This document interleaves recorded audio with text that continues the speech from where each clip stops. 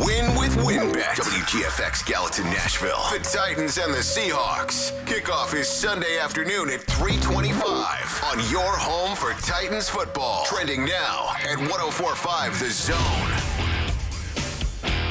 It is 6:02. Good morning. I'm Jonathan Schaefer. The Titans will try to bounce back from their season-opening loss to the Arizona Cardinals when they face the Seahawks this Sunday in the Pacific Northwest. Titans defense will be facing another mobile quarterback, going from Kyler Murray to Russell Wilson, which Mike Vrabel compared the two signal callers. Kyler obviously is faster than Russell. I mean, Russell does a great job of avoiding the rush and sliding 3rd and 9. Indy was coming home with pressure, and there was a crease there in the B gap the other day, and he took it. Excellent feel for being able to pump fake and get guys off their feet, but still keep his eyes downfield. He's excellent on the boot game. Titans Seahawks this Sunday, kickoff 3:25 here on The Zone with Mike Keith and Dave McGinnis of Titans Radio on the call. Speaking of Titans Radio, for one night only, they will be Tigers Radio. Nissan Stadium will host the White House Blue Devils and Waverly Central Tigers as Waverly Central continues to recover from the late August flooding that destroyed its football facilities. Kickoff set at 7. The Titans radio crew will begin their coverage here on The Zone at 6. Funds will be raised for the team's recovery effort through donations to TennesseeTitans.com/donate to Waverly. For all your foundation repair and waterproofing needs, visit USSTN.com. Breaking news at once on your home of the Titans and Vols. This is 104.5 The Zone. Do I have everybody's attention now? Now it's time for Jason Martin and Vol for Life Ramon Foster. Powered by all Four Seasons Garage Doors. Together, they are JMart and Ramon on 104.5 The Zone.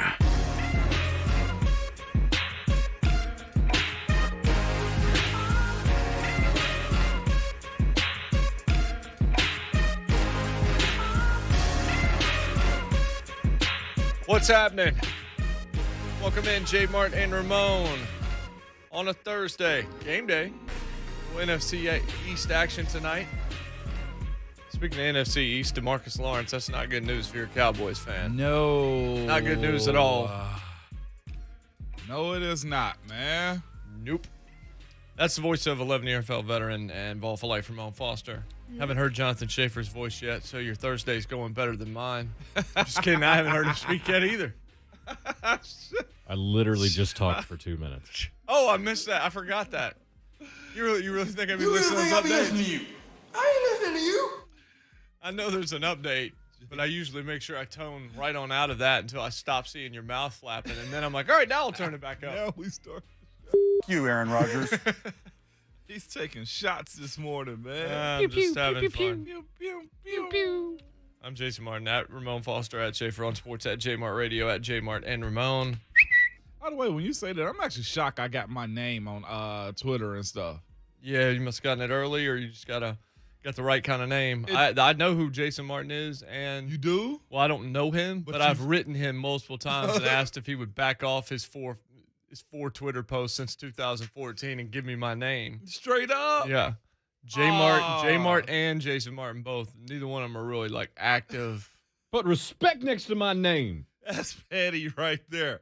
It's my handle and you can't have it. It's my turn. I've sent him messages before. I'm not the only one that's ever done that. I know you not. In the media especially. I was just kind of like, hey, if you guys aren't using it, it would help me to have it. It's not like it's like, hey, back off that name. Like, it's not Debo after the chain.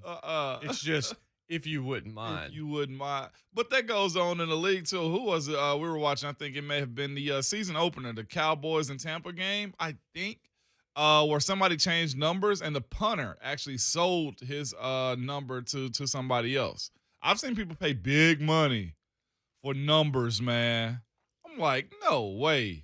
Joe Hayden was a guy that paid big money for numbers like that. It's pretty wild what dudes do. I've seen people give up watches, cash, $20,000, $30,000 plus for a number. Did you see what the Pro Football Talk story that I commented on last night before I went to bed? I have a feeling I know. The Mac Jones story? No, I didn't see that. But what I saw about Mac Jones, about after the game. Yeah. I didn't see your comment last night. But you know what I'm talking about. Yeah, I know what you're talking about. Mac Jones, after the game, started watching tape of the next opponent. And I was like, Right, and this is newsworthy because why exactly? They're trying to do what Bob Ross, the painter on TV. They're definitely trying to paint a picture, aren't they? They're definitely trying to. Okay. I like Mac, but I Yeah. can tell you he'll become a villain real quick if people start to sense that the media's in the tank to make sure he succeeds. Well, I mean, that's why some people dislike Jordan, the Jordan rule. You know what I'm saying? Like, oh, Jordan got his way because Stern made sure he, you know what I'm saying? It was those things. Like, we ain't trying to see you paint us a hero. No, especially when you're just working. That's why I responded. I was like, what did Zach Wilson go to Atlantic City with a suitcase full of blow after the game? Like, I feel like a lot of quarterbacks start watching tape. Yeah, they do. Of the next opponent. You know, one of those things like, man, I can't believe I just did that. And somebody walk up to you. You're not that special, buddy. We've all been doing this. Like, stop, man. It's just like, of course he does. I'm sure he does. Nick Saban's watching tape of recruits on the way back from the national title game. That story's been out there for years and years that, like, as they're flying back from wherever they've just probably boat raced somebody in the national title game, he's sitting there looking at recruits to set up visits on the flight home. By the time he lands. Because it's a continuation. It's a business. It's a you can't That's, not do it. I mean, just like they're trying to play up Nick Saban last weekend, talking about the Mercer game, how they were unmotivated. I'm like, dog, no. They won well. They practiced well that week too. Don't hype me up, dog. Like, I like running on E, man. Stop. Hey, Mac Jones. Well done, buddy. And of course, the dumb thing is just like, look, I'm sure Mac Jones just doing his business, but who's the simpleton that leaked this? I gotta start putting that one in my Who's the dude that vocabulary. eats corn on the cob long way that decided to put this out there? No, you didn't say that. I've never heard that before, and it's highly disrespectful, and I like it. You're the type of dude to eat corn long ways. You eat corn on the cob long ways, bro. Hey, that's good. Like, I don't think there needs to be some kind of headline about you getting up and going to work. Stop. How disrespectful is that, dog? How dumb is a person when you eat corn the long ways? You're not just going to run past that one, Jay. That ain't no flyby. You just did. You know how you say jokes? You like, golly, that was cold-blooded. That's what you just said about the dude that snitched on Mac for doing his job. Yeah. Is a silly human being. Because I guarantee you Mac Jones was like, why is this out here? And Mac doesn't have a media team just yet. He ain't got a cameraman. He's not documenting it. None of that. Comeback season, none of that. You the type of dude to eat corn the long ways. I'm done with you today. I was tired, but now I'm fine, okay? That woke me up.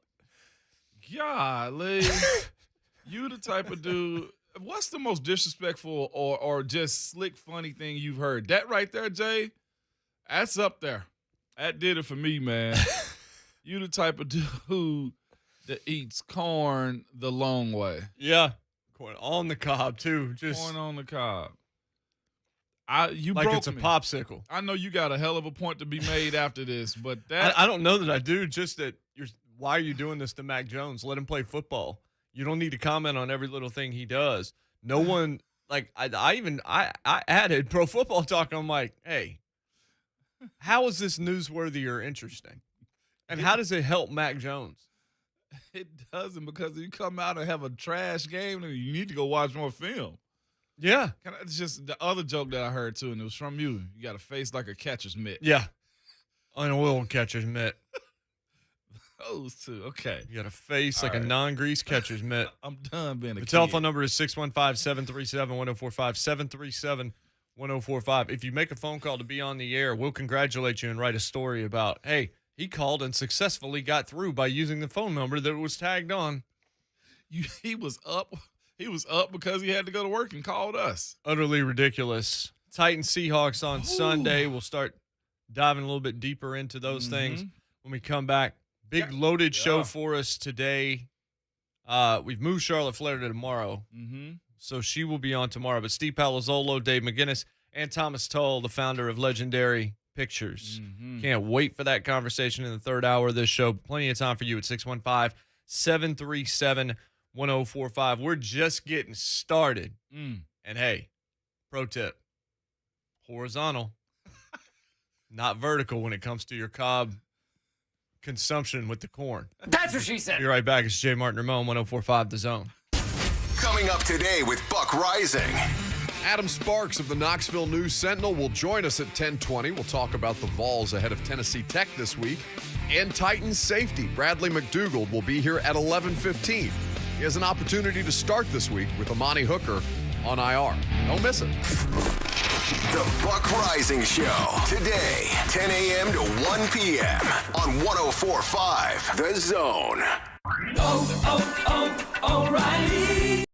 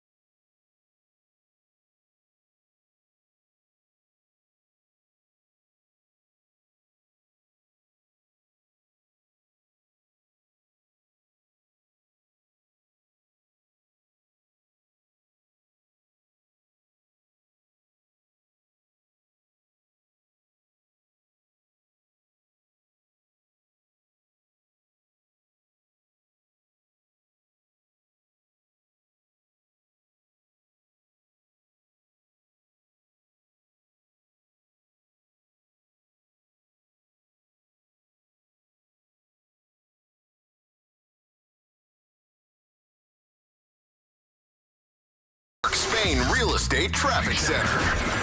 For the most part, we're looking at this morning. No problems coming in on 65 or 40. No unusual delays on 24 or 440. 840 running accident-free.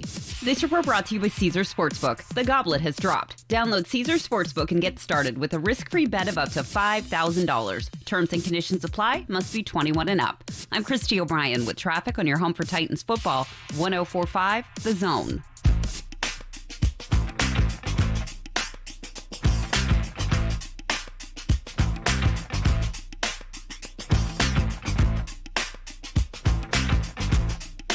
Welcome back, JMart and Ramon, 104.5 The Zone. Here on this show, we eat our corn on the cob the way we're supposed to. Horizontally and deliciously. That's it. Sprinkle of salt, maybe some pepper.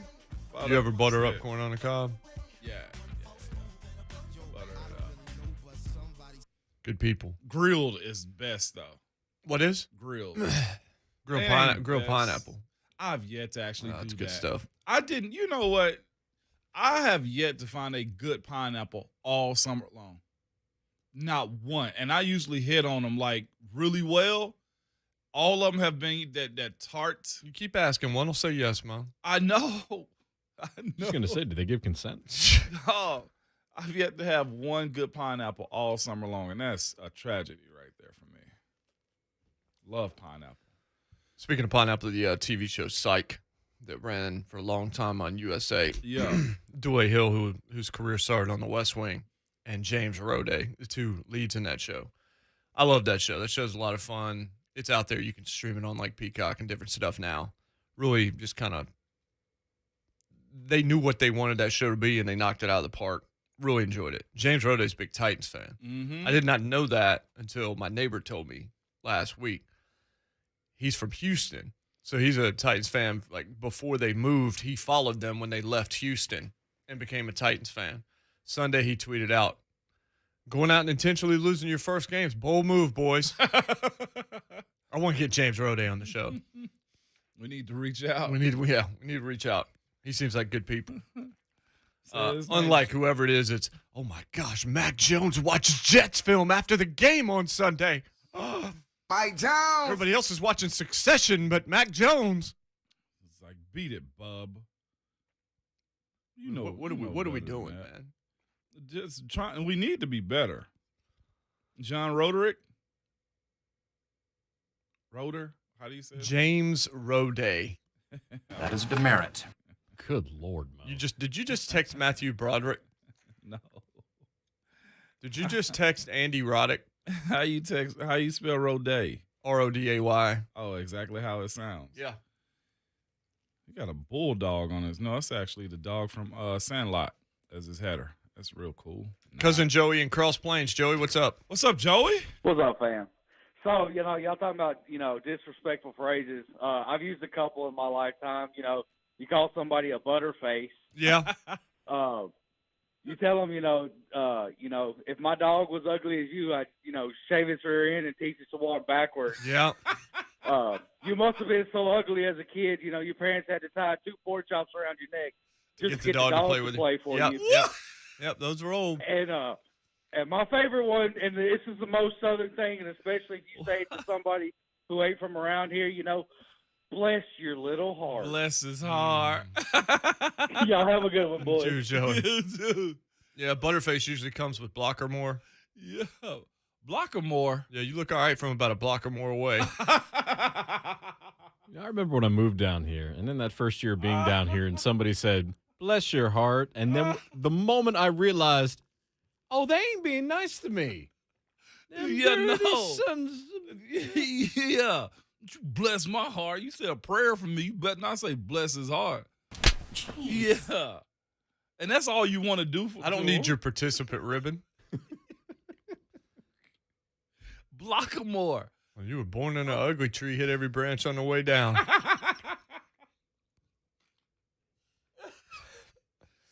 No, stop now, because people going to think Ramon's a kid. I'm like, I'm tripping. Dude. Hey, man, you need to take that cane, beat whoever made that suit to death. Okay. All right, I'm done. No more. Blockamore. I'm using that one. Yeah, you haven't ever heard Blockamore before? I hadn't heard the tie 2 pork chops around your neck. Oh, you haven't? I mean, those are like old jokes. Oh, I'm Nick Saban this morning. Yeah, you're discovering the skits off of 90s rap albums. Yeah. What you want to be when you grow up. The old Snoop Dogg is down. You remember that one? Yeah. I'm done. I'm officially over this morning already. Lonzo, you right. Right on cue. D's. Would you like to comment on D's nuts? I got Ty Haley so good with that one time in meetings, he kicked me out, Jay. But the whole room was laughing so hard at him that they were just like, you're not in trouble, Mom, but you got to go.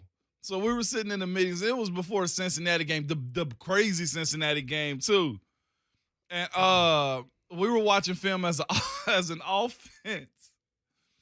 We were watching film as an offense to go over our first 10 plays of the game and just the game plan and stuff. And Ty Haley says that most coaches sit at the front of the building. We're all sitting in our respective groups, O-line here, wide receivers over there, quarterbacks up front, running backs to the left of us.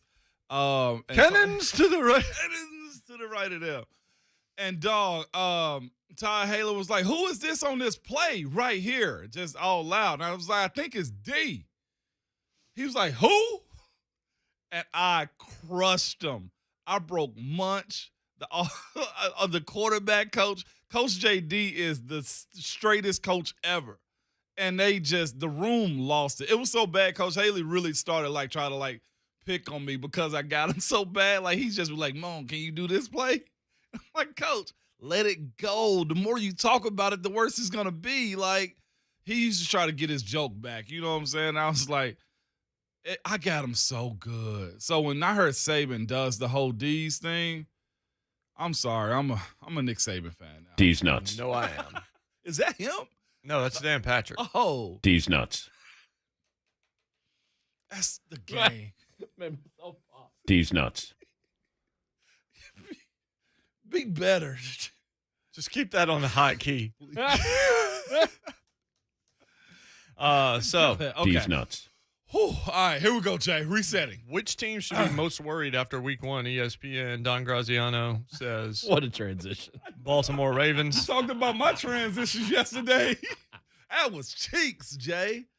That was cheeks. Okay, let's go. Jeremy Fowler.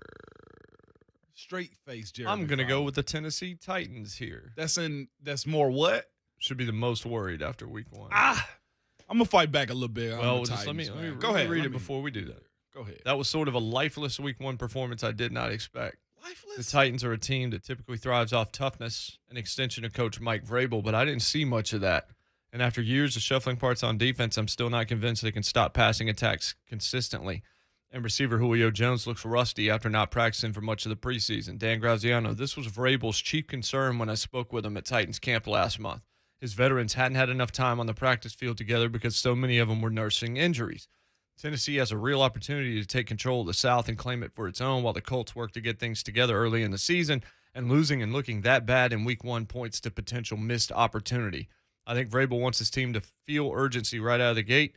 He's not satisfied with what he's seeing in that department. I'm watching that team closely in a tough week 2 matchup in Seattle. An 0-2 start is certainly not out of the question, and that would be rough considering how high hopes are for this team this year. Yeah. Last week kind of put this team in a bit of a pickle. You were expecting kind of to win. I expected them to win. I picked them to win. You picked them to win also. I think we all did to a man in this room, in the studio. And for them to drop the ball the way they did last week I thought was a little bit uncharacteristic of what this team has been able to do recently. And I mean, it's from last year to now. They always find a way to win.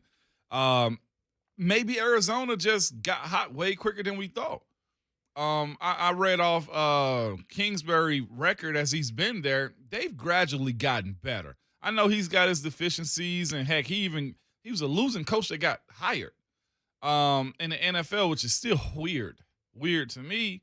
And to see them jump out the way they did. Again, Nuck Hopkins, that touchdown he made, not many people are putting their feet down in the end zone like that. That was built for him. when Christian Kirk caught that ball over his shoulder, I saw that going right through.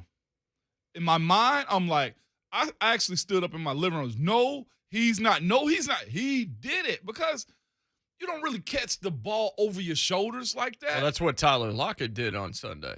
Well, yeah, that catch was ridiculous against Indianapolis, and he does that pretty consistently. That's what I'm saying. Remember doing the Terry McLaurin catch I showed you on Monday? Yes, buddy, on the sideline. Those are some circus catches, man. Tyler Lockett, yes, I'm kind of used to seeing him do that type of stuff. But I've even seen A.J. Green do that in prime A.J. Green time. Oh, yeah. I mean, there was a time for A.J. where he was top 3, top 5. Easy. Did he catch a crossing route? Strike up the band. If they don't have bands in the NFL, but strike up the band. There was a lot of things that did kind of go like, what was that in the game, though? The way Kyler Murray extended plays, like either you got to get a different game plan for him or you got to close out of it. That's just the way he's going to play all year long, Jay.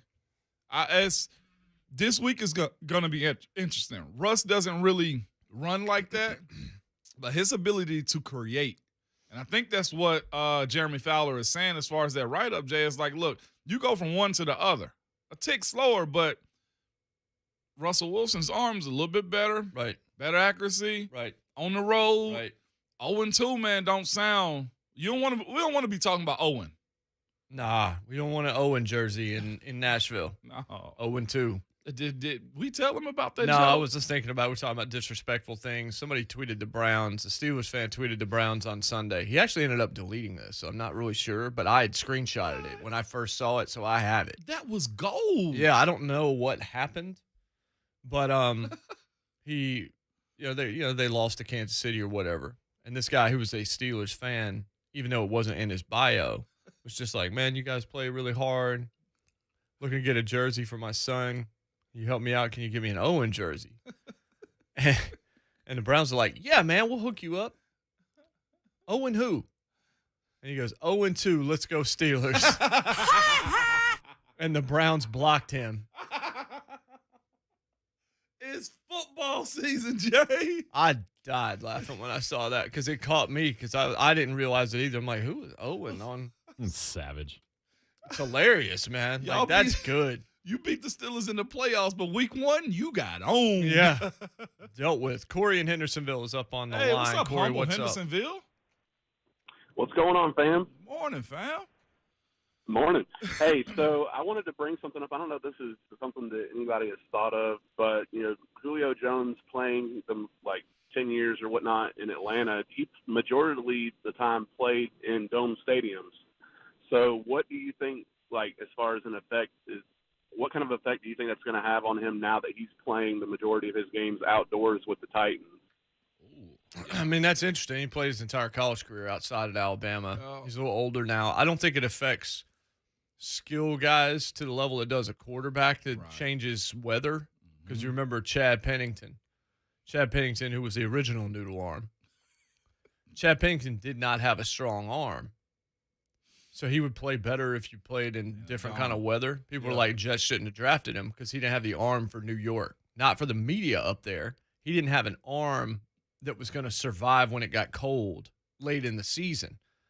It was going to betray him. Mm-hmm. So I think it's true for quarterbacks to some degree. Mm-hmm. Like Matthew Stafford played inside, now he's gone to L.A. So he's going to be all right. He's going to be all right. Now, obviously, you go on the road, but, I mean, think about how Drew Brees would look sometimes when the Saints would go on the road. I never felt anywhere close to as good about New Orleans on the road as I did at home. Not just because of Superdome and the crowd, but because of the turf and the way everything flowed and the temperature control and all of that kind of thing. I'm not saying there's nothing to it. I am saying I don't think it's as big a deal for a receiver as it is for a quarterback. It could affect him as far as his adjustment to trying to, grass and turf would be different. Grass and turf. Glove types also, especially and weather types. That's something he's got to consider moving forward too. But most guys are pros. I actually didn't like really playing in the dome. I kind of disliked it as an offensive lineman because there's not much an advantage for you. I think the biggest advantage is for the defensive lineman. They're able to dig their feet into the ground a whole lot more. The grass on natural turf, like at Nissan, it gives a little bit. Like that rubber turf on the inside for offensive and defensive line. Well, no, for offensive linemen for the most part isn't nice. Mm-hmm. Receivers, I don't see Julio losing a tick of his speed because of the grass gives a little bit more. I think footing could be an issue. Who's the guy that kept slipping this past weekend? Was it Janoris? Jackrabbit. Jackrabbit. Now, see, that's Is something. Janoris even? I know we can't even say Janoris. All I heard was Jackrabbit on apologies from McCarthy on Sunday on TV. Yeah. I think it's because that's all he responds That's to. all he responds to. But you're right. And they even corrected themselves on the broadcast too this past weekend. But Jackrabbit was slipping a whole lot. Where did he come from last year? Memphis. It was close to New Orleans. But he was in New Orleans last year playing inside. Maybe that's a little bit of an adjustment for him. Most guys are pros, though, when it comes down to it, my humble Hendersonville caller. Julio be all right, I think, for the most part. I would say that's not an excuse the Titans fans are going to accept. No. He would have been much better if the Titans played indoors. I don't know if that one's going to hit quite as hard. 615-737-1045. 737-1045. Do you agree with Jeremy Fowler, our friend who's on here with us from time to time, and Dan Graziano, the way that they're discussing the Titans, or do you think this is another indicator of the national guys doing the dirt nap for the Titans as fast as they possibly can? Give us your thoughts. 737-1045 on Twitter at JMart and Ramon. We'll be right back here on The Zone. Your Titans head to the Pacific Northwest, where Russell Wilson and the Seattle Seahawks await. Let's see what we're going to get. Coverage starts Sunday at noon, and then kickoff at 3:25 on your home for Titans football. 104.5 The Zone.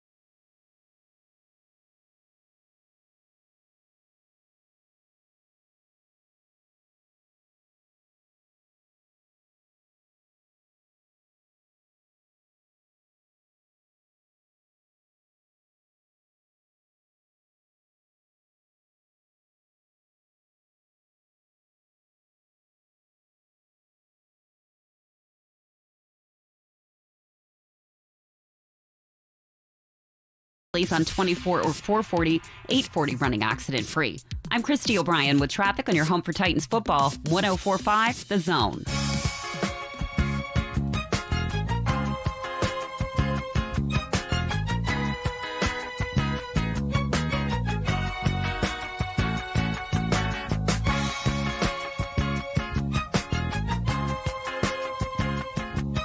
So people are just sending us almost the Your Mama joke stuff from like back when we were in the 90s when the Far Side put out that album as well. But I remember another ugly one now, I think. You're so ugly. When you were a kid, your mama fed you with a slingshot. It's cold-blooded. All in fun. Unless you're the butt of that joke. Ballin' Ali. Hey. On line one. What's going on, What's Ali? up, How are family? you? What's up, boys? Hey. What? Okay, so why is the national media so quick to write off the Titans after one game? Yo, the Titans have a game like this every year. It's this. Let's hope this year this is the only one. It happened week one. They got it out of the way. I mean, Titans will be all right. It's like, give us a shot. How many times have we seen the Titans with their backs against the world go play the Chiefs, the Eagles, and Bills? Surprisingly, come out with a W. So I would not be shocked if the Titans went into Seattle and came home 1-1. There it is. Ali, neither would we. Yeah. That is a descriptor. I mean, remember they beat Tom Brady when he came here. Mm-hmm. They beat Mahomes. Mm-hmm. They beat Carson Wentz in overtime. It was Corey Davis caught that touchdown pass a few years ago. Just go to the Buffalo game That's last back year. when when it was impressive when they beat Carson Wentz. Yeah, the Bills game also. Yeah, the Bills game last year. So, yeah, like you're probably about as down on them as you could be because they couldn't have played worse than they played on Sunday. Mm-hmm. And again, it's week one. You expect so much. You got to think about it. We waited months for the kickoff of this season. You waited months to to really root for your team. Preseason got you excited. Went undefeated. Was it 2-1? Did they lost the last game in the preseason? 2-1 in the preseason. There's a lot of hope to look forward to. That's what it was. I mean, and again, think about the team that won the Super Bowl last year. They were freaking 9. How many losses did they have before they actually turned it over? Yeah, I mean, they didn't turn it around until after their bye week. After the late bye week too. And again, beginning of the season, you don't want it to reflect the last part of the season. And if you remember, there was one game where they played the Saints, where the Yeah. Bucs played the Saints early last year and just got housed. Yeah. Yeah. And so, again, I think to answer Ali's first question about why are they so fast to do that, because they don't want the Titans to be a story because that's not a market they care about. And that's neither here nor there. You probably listening right Speak there the don't truth. care. The rest of the country listening on, national radio and all this kind of stuff. It's not, I mean, why do you think they talk about the Cowboys even when the Cowboys are 3-13? Why are they talking about it? Because they know that market matters. They don't treat Nashville like it counts. So the second that they can knock them, they will, because they're like, I told you they weren't that good. And then that's trash. You know what I'm saying? It's almost like the NBA needed Milwaukee to win because it's one of those you need to build from within type of concepts instead of everybody trying to do a big three. But the Milwaukee experience as a non-avid NBA fan, you weren't really checking in. Like I looked at it because I want to see Giannis win. Giannis. I say Giannis. Giannis win. I don't think Yannick would have won on a Yannick basketball Ngakoue. floor. I don't know if Yannick Ngakoue would have. Nah. He won Monday night. Or Yannick Noah. He won Monday night big Or time. Yannick Weber. How many Yannicks do you know? That's it. Okay. Yannick Stevenson. How many Yannicks could you put off the top of your head, Shave? One? Yeah, one. Okay. You don't know Yannick Noah? Oh, no, I could have done 3. I could have done Yannick Noah and Yannick Weber. Yep. That's a first for me, dog. You're done 3. I wouldn't have thought you would have known who Yannick Noah was. First time I ever heard the name Yannick is when I got a scouting report on him. Never heard the Ngakoue? name before. Yeah, Ngakoue. That was the only time I ever heard of it. But the NBA. Ooh, Yannick Edwards. See what I'm saying? There you go with another one. Really? Yannick Smith. Now you're just making up It's last like names with I got Dustin Hoffman and Rain Man in there right No. Yannick Milton. Who are you? You're just saying words. Yeah, you now. just got now it. You're just together. saying names. Now it felt right to you. Yannick Orton. Nope. Yeah, right. Nope. Yannick Batista. You're Ramon Yeah. doing the birthday game His right birthdays. now. Yannick Reigns. Yep. Yeah. Yannick, now you're just going all WWE I stars. get it. Yannick Bayless. Yep. Yannick A. Smith. Okay. It's my turn. Yep. He's No, pulling there the were three. birthdays There were in the three. six. All the rest of them were just His birthday's in the 6th. Yeah. That's all. All the rest of them are just Trash. But the Titans is good for here though, man. As far as needing it, I don't know. Yannick McGonigal. Are we doing the Eddie game? What are we doing? No, I'm just Yannick McDougal. Duh. Because you got to put a D on the end of it. That's weird. McDougal is never going to feel right. Oh, every time I have to read his name on You the think it's a script for the typo headlines. if you ever see it. Yeah. Every time I have to say McDougal. McDougal. Yeah. Like, that was your last name. Duh. Get it? Past tense. Yeah. Oh yeah. You No, I'm aware of the D makes something past tense. Jeez. I don't. Never mind. Don't do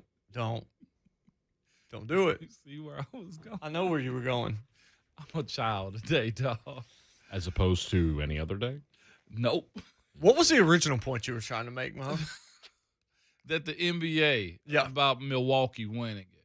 Like nobody's really like celebrating it if the Lakers had won it. Like it's differences to it. Yeah, you want to know why? Why? It's Milwaukee. Exactly. And I think Nashville's ahead of Milwaukee as far as brand and market goes. Yeah.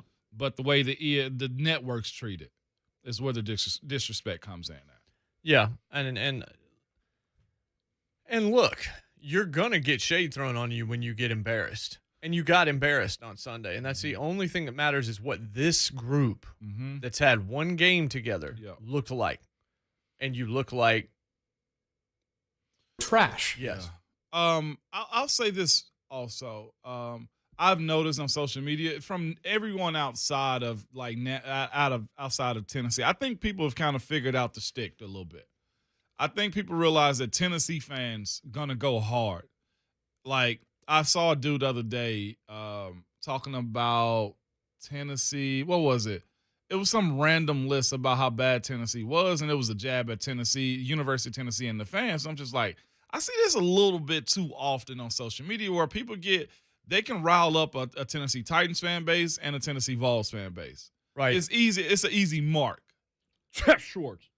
After the top of the hour headlines, remember I was saying a couple days ago that Keyshawn had said something about Julio. I didn't know exactly the context of it. Yeah. Well, now I know what it was that Keyshawn said about Julio Jones. And of course, because he can't not do this, he compared it to himself.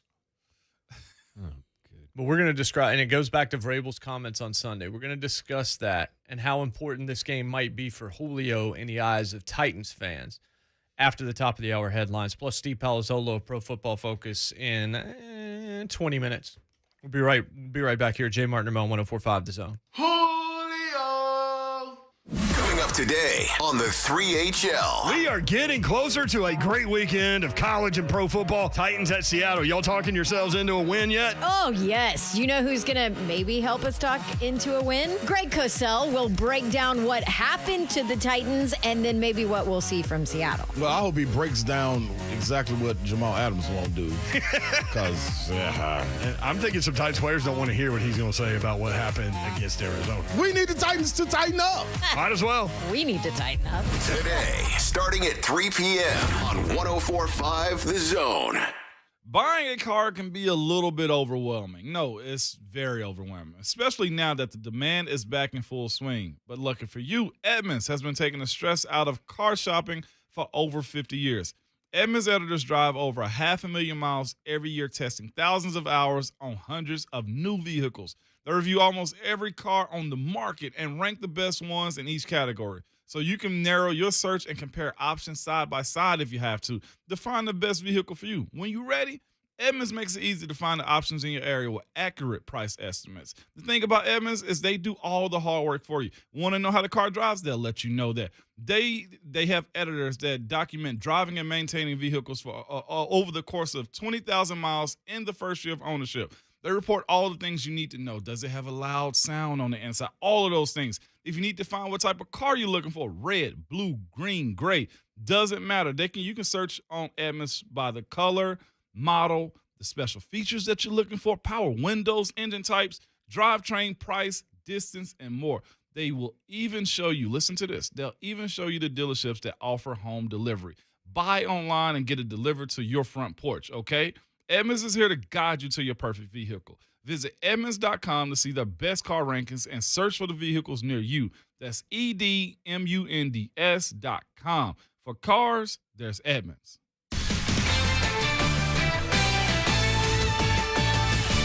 This is Boomer Esiason with CBS Sports Minute, sponsored by Pepto-Bismol, making upset stomachs happy for over 100 years. Packers fans were probably washing down their brats with Pepto last Sunday, as a listless Aaron Rodgers played the worst game of his Hall of Fame career. This is a good kick in the you-know-where, said Rodgers, who finished 15 of 28 for 133 yards, no touchdowns, and 2 picks. Consequently, A-Rod will be the first to run penalty laps this season on my mythical U336-1 Jackson track. Jogging alongside Rodgers will be Arthur Smith, the rookie head coach of the Falcons. The two could talk offensive nuances. Smith was a crackerjack offensive coordinator at Tennessee. However, Arthur's Falcons clearly weren't ready for the Eagles. Smith might also be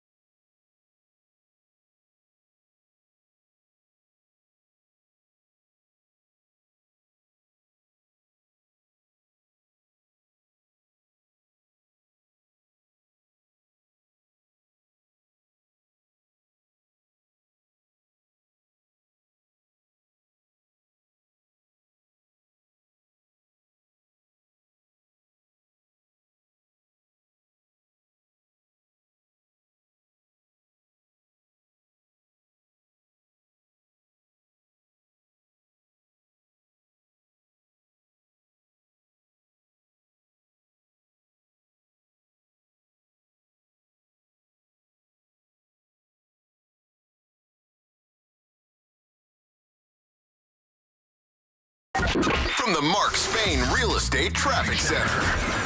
Madison, Gallatin Pike southbound accident at Briley Parkway. Bellshire, Ewing Drive. Watch for a crash at Gwynwood Drive. No problems coming in on 24 or 65. No unusual delays on 40 or 440. This report brought to you by Grapes from California. Go with Grapes from California every day. Whether snacking on the field or on the sidelines, watching from the stands or from the couch, California grapes are always healthy and delicious. Available at Kroger. I'm Christy O'Brien with traffic on your home for Titans football. 104.5 The Zone.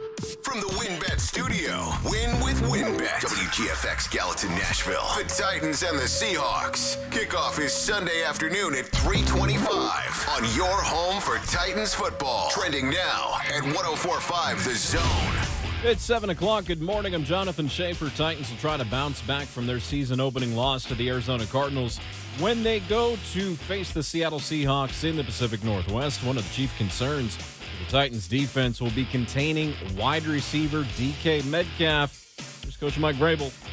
I mean, there's just a size and strength and speed element that he has.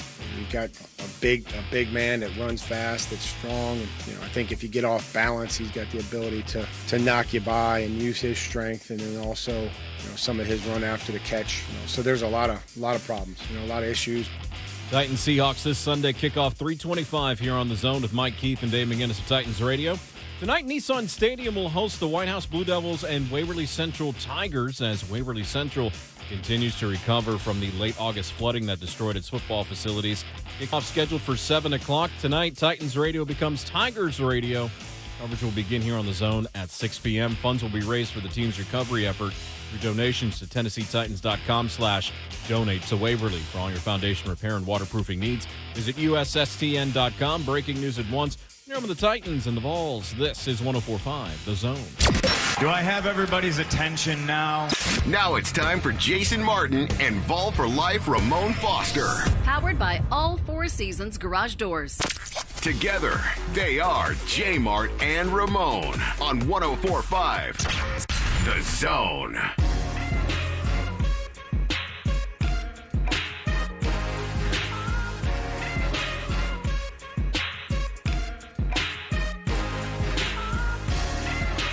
What's happening? Hour number 2, JMart and Ramon off and running on this Thursday. On Twitter at JMart and Ramon, 11-year NFL veteran involved for life, Ramon Foster, Jonathan Schaefer, Jason Martin. He's at Ramon Foster, Schaef's at Schaefer on Sports. I'm at JMart Radio. Top observation, a couple of them. I'll give Adam some credit. Says maybe the Titans should draft Joe Milton if they need a 200-yard touchdown pass. Uh-oh. And cousin Danny, who always has jokes, says the story about Mac Jones doing walkthroughs with his girlfriend in their front yard was all I needed to know I didn't want to cheer for that guy. I forgot about that. Again, they're doing him no favors with this stuff. Just let him play football. No. He seems to be a pretty likable, I would rock good, with down to earth guy. I feel like I would. I heard Tom Brady talking about the young quarterbacks in the league on the way in this morning, and just how it's changed as far as he was like, it's so many young guys playing right now, and with that, they're trying to build up this new group instead of just letting it happen. You know what I'm saying? You can't groom a guy anymore. Truth be told, Danny Dimes and with the Giants, Daniel Jones, I honestly feel like he's still going to be fine. They want to write him off a little bit, but they're throwing him into the fire like that. He needs a Josh Allen kind of season, though. And I don't mean he needs to be quite that good, because Josh Allen was so good last year. Way too good, But this needs to be the year where he has that kind of jump. Yeah. I don't know if we're getting that or not. Maybe it's going to be Kyler that takes that step. We'll see, because here's the thing. That loss for Arizona will look a lot better if Arizona goes on a tear for the rest of the season and they have a Bills year. Yeah. Like all of a sudden, oh, wait. And the reason I don't buy it is because I don't buy the coach. Yeah. That's been the whole thing, is I don't buy Kingsbury. It's not that I don't buy Kyler and Hop. I mean, why would you not buy Nuck Hopkins and Chandler Jones and even J.J. Watt with the help that he's got? Yeah. And really, he looked good on Sunday. So I'll tell you what, though, too, speaking of just young quarterbacks and stuff like that, Jay, in general, when we saw Justin Fields get a touchdown to get into the game and stuff, his teammates were celebrating a bit too hard. Yeah. No, they want him. Matt Nagy's one of the – it seems like in Vegas right now, Matt Nagy's the betting favorite for USC. Oh, yeah? So they may be There may be somebody else putting Justin Fields in the game within a month. What? Yeah. Really? Matt Nagy. Franklin is one of them, of course. Yeah. But I think Franklin may be just trying to get money. Golly. He's always on the front end of that. Well, I mean, look, I will say this about James Franklin. $6 million at Penn State. I will say this about James Franklin. Him at USC makes sense to me in terms of like personality, the level of like, because he's got that Hollywoodish kind of used car salesman, politician. He would bring Snoop back and Farrell and those guys. Remember he brought Keegan-Michael Key in to play himself to a meeting and stuff. I remember that. But why would he bring that crowd out? Here's the one thing one of the things he hated about Vanderbilt is they couldn't sell out the stadium. Yeah. So he goes to Happy Valley where he didn't have to do anything, and they're going to sell that stadium out. And they have 106,000 capacity out there. Filling up USC, they got to win because there's too much going on in L.A. Yeah. I mean, Lakers fans leave in the second half of those games so that they can beat traffic. I'm not joking. I mean, that was always the case. Like, it would be quieter in the second half during regular season games. So they can beat traffic. Or in Miami, it's the same way. Guys, they'd show up late because of traffic or because of the early start time on the West Coast or whatever, and you'd see them late getting back to their seats and things like that. You are going from a place where you know you're going to sell out to a place where you're going to have to earn it. But Franklin is the kind of guy that can – he's a snake oil salesman. Without a doubt. He's a Pied Piper type. He's the guy that I know guys that play for him. He has you recruiting your replacement while warming up for a football game. Imagine that. I'm a college kid trying to live out my hopes and dreams. And this is the pregame, but they got recruits. Every weekend they have recruits. And he tells you, hey, Ramon, come shake Zach's hand over here. Okay, what position Zach play? He play your position. Coach, I'm trying to win and get to the next level. Like, that's him. He sells it. He sells it well, from my understanding, so much so that the guys that I know that were around him did not like him because of that. But that's the L.A. It gives you that aura of, man, I'm trying to – this is show business. The other guy, and you saw this name pop up yesterday, and look, there's some problems in this guy's past that haven't been talked about a lot that might keep him from a college job in particular. Doesn't mean anything about his present. It just means that he had some issues in his past that I think have slowed down some of his advancement. And this could definitely affect the AFC. Eric Bieniemy's name is really high on USC's list as well. It's up there too. If he were to leave Kansas City, what does it mean? I mean, it's Andy Reid's offense, but what does it mean? I mean, he's lost Peterson, he's lost Nagy, he would lose Bieniemy. Like, he becomes Saban in the NFL where he's losing his coordinator and having to kind of rebuild it, but at least that's his side of the ball, so it wouldn't affect him nearly as much. Other than Pete Carroll, and I'm about to answer my own question, but if you get that job, do you leave SC, go back to the NFL? You know what I'm saying? Like, is SC the equivalent to the LA version of an NFL team? I guess it depends. I mean, Pete Carroll left because they were about to get hit with a bunch of. So he knew that. I think so. I've always thought he ditched on them, knowing what was coming. So what we're saying, what I'm asking is, you don't leave USC, you get fired from USC. I think it depends on the person. There are some people that see that as their last job, and some people that would potentially want to go back and prove it. But it ain't a bad life to be the head coach at USC. Why did what's his face? Lane left Nashville because it was a dream job for him. Knoxville, yeah. Yeah. And then the other name you're hearing is Coach O.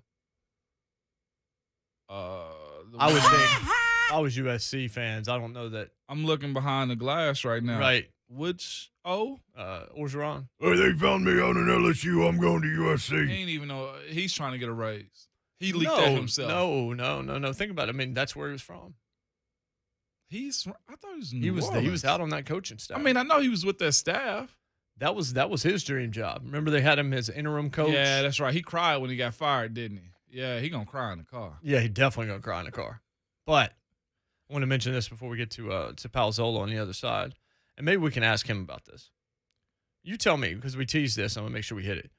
What Keyshawn basically said about Julio Jones was, if my coach had talked to me like Vrabel did in that press conference, like if my coach had said something about me in a press conference the way we would have scrapped, I think was his exact term. He's like, I'd have fought him. I roll. I mess with Keyshawn. I've actually heard some stuff about Keyshawn, like Keyshawn about that action. He about that life. Like, he's an LA dude to the core. It's just that when you get on the corporate side, you ain't really willing to risk that. Like, we've heard about Florida players choking out coaches down there. That's on the college level. You're not going to do that in the NFL because you're going to be out real fast. Now, do I think somebody might be willing to risk that? Yeah, but I don't think we've heard that actually happening. Player fighting a coach, choking out a coach. Keyshawn, I'm with you, but I'm not on this one. Yeah, well, here's the thing. I would say figuratively, yeah, you don't scrap. You just tank. You just quit. Like, that's the way you can affect it and be like, oh, okay, so you want to say this about me. I'll show you how destructive I can be. Yeah. Like, that becomes the petty response that I think is probably more apt for 2021. I feel like the mentality that Keyshawn Johnson is describing there doesn't exist much anymore. Yeah, nah. Guys are wired a little bit differently now. I ain't rolling with him on that. Not to mention, I think it's a massive overreaction to that comment, especially with Vrabel having done it last year with Rashaan Evans, having done it in the past. It's not like it's out of character for Vrabel to have said this. And he's made it clear. He's even said this week, he's like, Boom. Dude, I've done this before. Like, boom, Ron just made a point in his own chat. Shout out to the team, too. All the 104. Yeah, everybody on Zone TV, YouTube, Twitch, Facebook Live, Twitter. We appreciate all you guys. He'll be blackballed like Spreewell. Yeah, right. Yeah, Ron's dead right. And as soon as you said choke, that's immediately where I went. Okay, yeah. Started thinking about PJ Carlesimo. Yeah, here is Mike Vrabel. Was this yesterday? Yeah, here's Vrabel yesterday in his media availability on that subject. I don't think I've ever said anything in front of you guys or these cameras or this microphone that I haven't said to the players. I hope not. Like, that's never my intent. They've heard it from me well before I've come out here, and that just happened to be that specific play. And it could be somebody else the next time. I mean, we're just trying to coach, the actions and not the result. Sometimes that doesn't get flagged, right? But the next time it will. Or, maybe there's a holding or a block in the back that doesn't get called. Well, we're still going to coach it. And we're going to coach it whether it gets called or not. So we're trying to focus on the actions and maybe not the results. Look, I think Vrabel makes a lot of sense right there. I imagine if you're watching film, Mon, and you do something dumb, even if the refs didn't catch it, you're like, hey, we can't have that. Like, that has to be part of it, right? Before that press, they probably had the film review already. Right. And let me tell you this. You're hard on yourself because of your performance. Like I said, this past week, them dudes knew it was bad. But the team meeting is brutal. Of course. Vrabel's the type. Like he said, he going to call you out before he do it in front of somebody Remember Jeff else. said yesterday, whether you had a good day or a bad day, nobody likes watching film? I'm talking about, I used to be tense during film watching. I used to be like, breathe, Mom. Like, were there any things that you knew you've done everything? You're like, I hope they didn't catch that. Yeah. Yeah. We got Steve Palazzolo, Pro Football Focus, coming up on the other side. We'll talk to him about what he thinks of the Titans after week 1. He was fairly high on them. Is his reaction more to the mean, or is it more on the extreme side? What do you think of some of the other big losses, the Bills, the Packers, some of these teams that really need to right the ship pretty daggone quickly? Baltimore, another one. Always a good conversation with Steve Palazzolo. He's next here on 104.5 The Zone. It's a college football Saturday doubleheader. First, kicking off at 11, it's the Vols hosting Tennessee Tech. Then at 6, Georgia clashes with South Carolina in an SEC Saturday night showdown. Coverage starts Saturday morning at 9:30 on your home for the Vols and SEC football. 104.5 The Zone. Mortgage interest rates are still sitting at an all-time low level, but they are starting to tick up a little bit. So, you've been sitting on the fence to get a refi. If you hadn't gotten your pre-approved home loan locked in, now is the time. And let me tell you why it's the time. You got to stop waiting for that lower rate. It won't stick around for much longer. Right now, if you've been watching, the interest rates are around the low 2%, which means by refinancing your 30-year mortgage, the people I know at the Home Loan Expert can save you hundreds of dollars a month, all right? This past year has been tough for a lot of different reasons. Life, a pandemic, job loss, just trying to find your way, okay? But your home is your biggest asset. And with the home equity so high right now, it's the perfect time to do a cash out refi. Well, what does that do for you, Ramon? Well, it can lower your monthly payments, give you cash to pay off debt, and have you skip a few mortgage payments.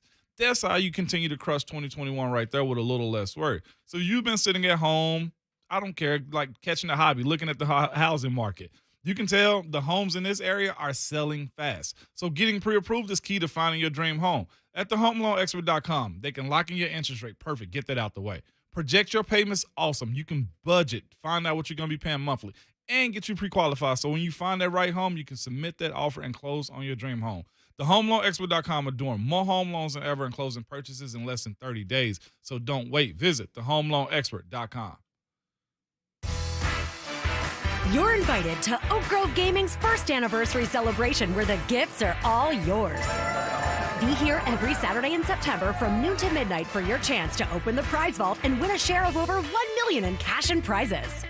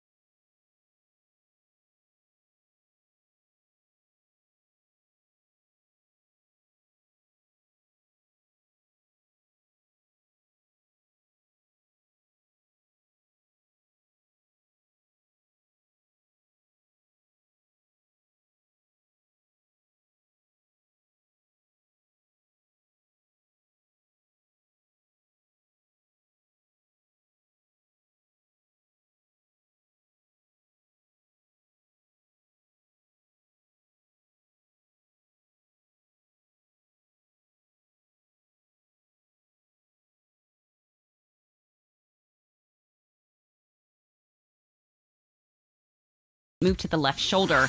Gallatin Pike and Edenworld Road. We've got an accident in front of U-Haul with emergency crews on the scene. And Portland, 65 southbound at Portland, there's a crash. I'm Christy O'Brien with traffic on your home for Titans football. 104.5 The Zone.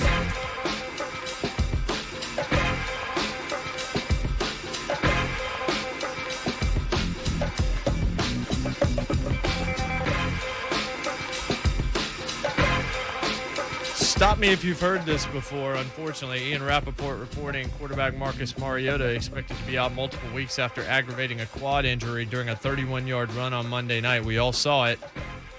A few weeks, best case scenario, robs Vegas of a weapon as they plan to sprinkle Mariota in on offense. Gruden actually made that point yesterday, saying we were going to use him a lot during that game. Yep. That's the problem. That's why he could not be QB1 here, because he was just... his body betrayed him. I don't like the term injury prone, and I certainly don't like the term soft when somebody's getting hurt, because he was not soft. And he ran hard on that run, too. He just can't stay healthy, and it sucks. But that's why he had to go. As good a dude as you could possibly find. I'd vote for him for office, but I would not make him quarterback of my football team. He can be Manny Pacquiao of his island. Great dude. Great. As good as they come. Yeah. Can't be the quarterback for my football That team. sucks for him, though, because you saw the talent. He maybe could have got down a tick quicker. Yes. I thought we all thought he was knocked out, Yeah. concussed when he hit the ground on Monday Night Football. Guests appear on this program on JMart and Ramon via the Mark Spain Real Estate Hotline, including for his weekly visit, our good friend Steve Palazzolo, Pro Football Focus. Steve, good morning. Good morning, Steve. Good morning. Always a pleasure, guys. How we doing? We're doing well. It's overreaction time. We're now looking hopefully for a second week. But before we talk about the Titans specifically and some of the other things that are going on, what stood out to you most, positive and negative, from week one? Well, the Saints positively were incredible. I mean, obviously, so that on the positive side, the Packers on the negative side. Arizona, which you guys saw firsthand. I had questions about Arizona's secondary. They seemed to answer those. They were very good schematically, defensively. We'll talk, I'm sure, a little bit about that game. But those couple teams just really stood out.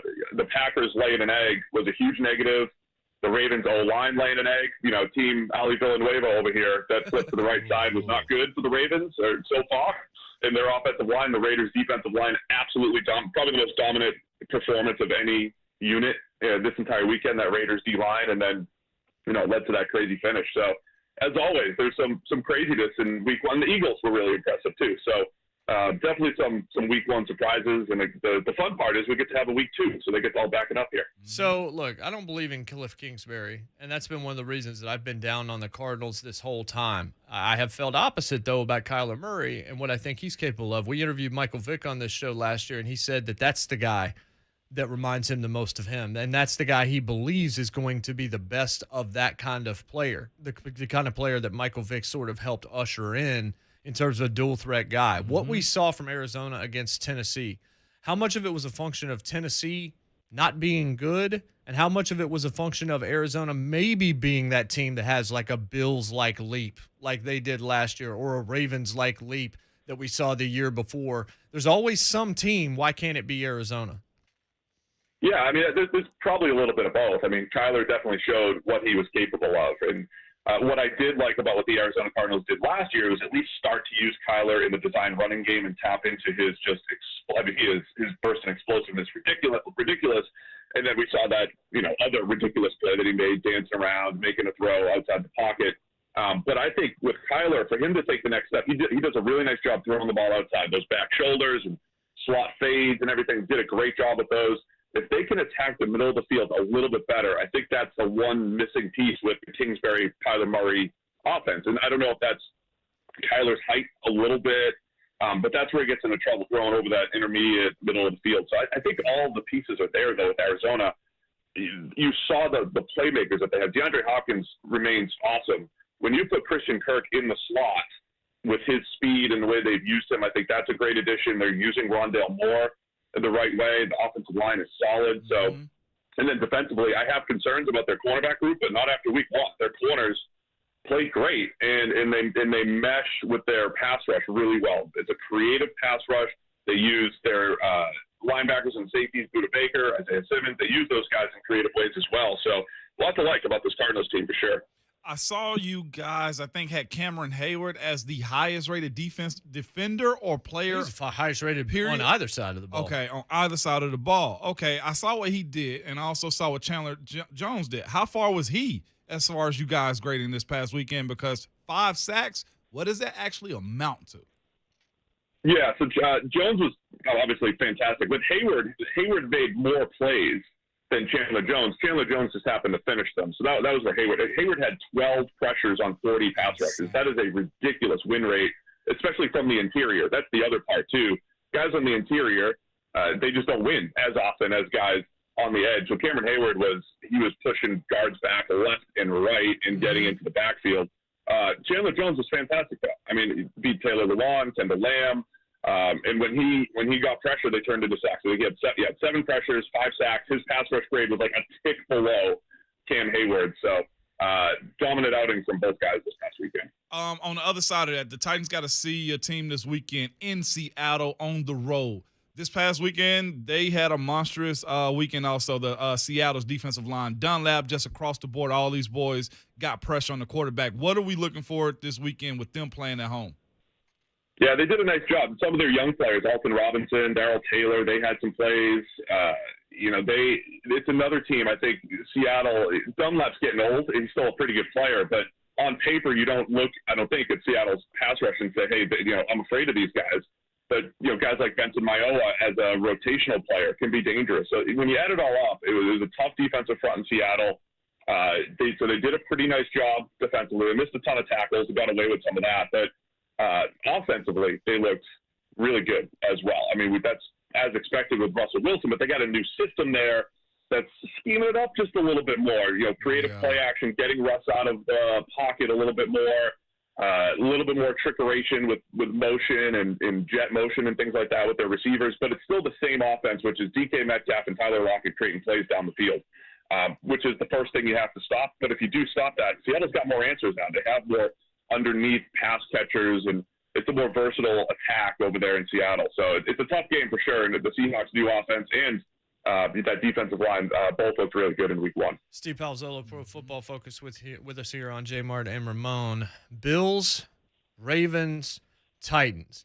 Look, it's one game. There's still 16 more to go, and this league can be real weird when it looks like a team is awful, then coming back and winning a big game. But when you look at those 3 teams specifically in the AFC right now, which one of them do you believe an overreaction of negativity actually is not quite as much of an overreaction as maybe it is for the other 2?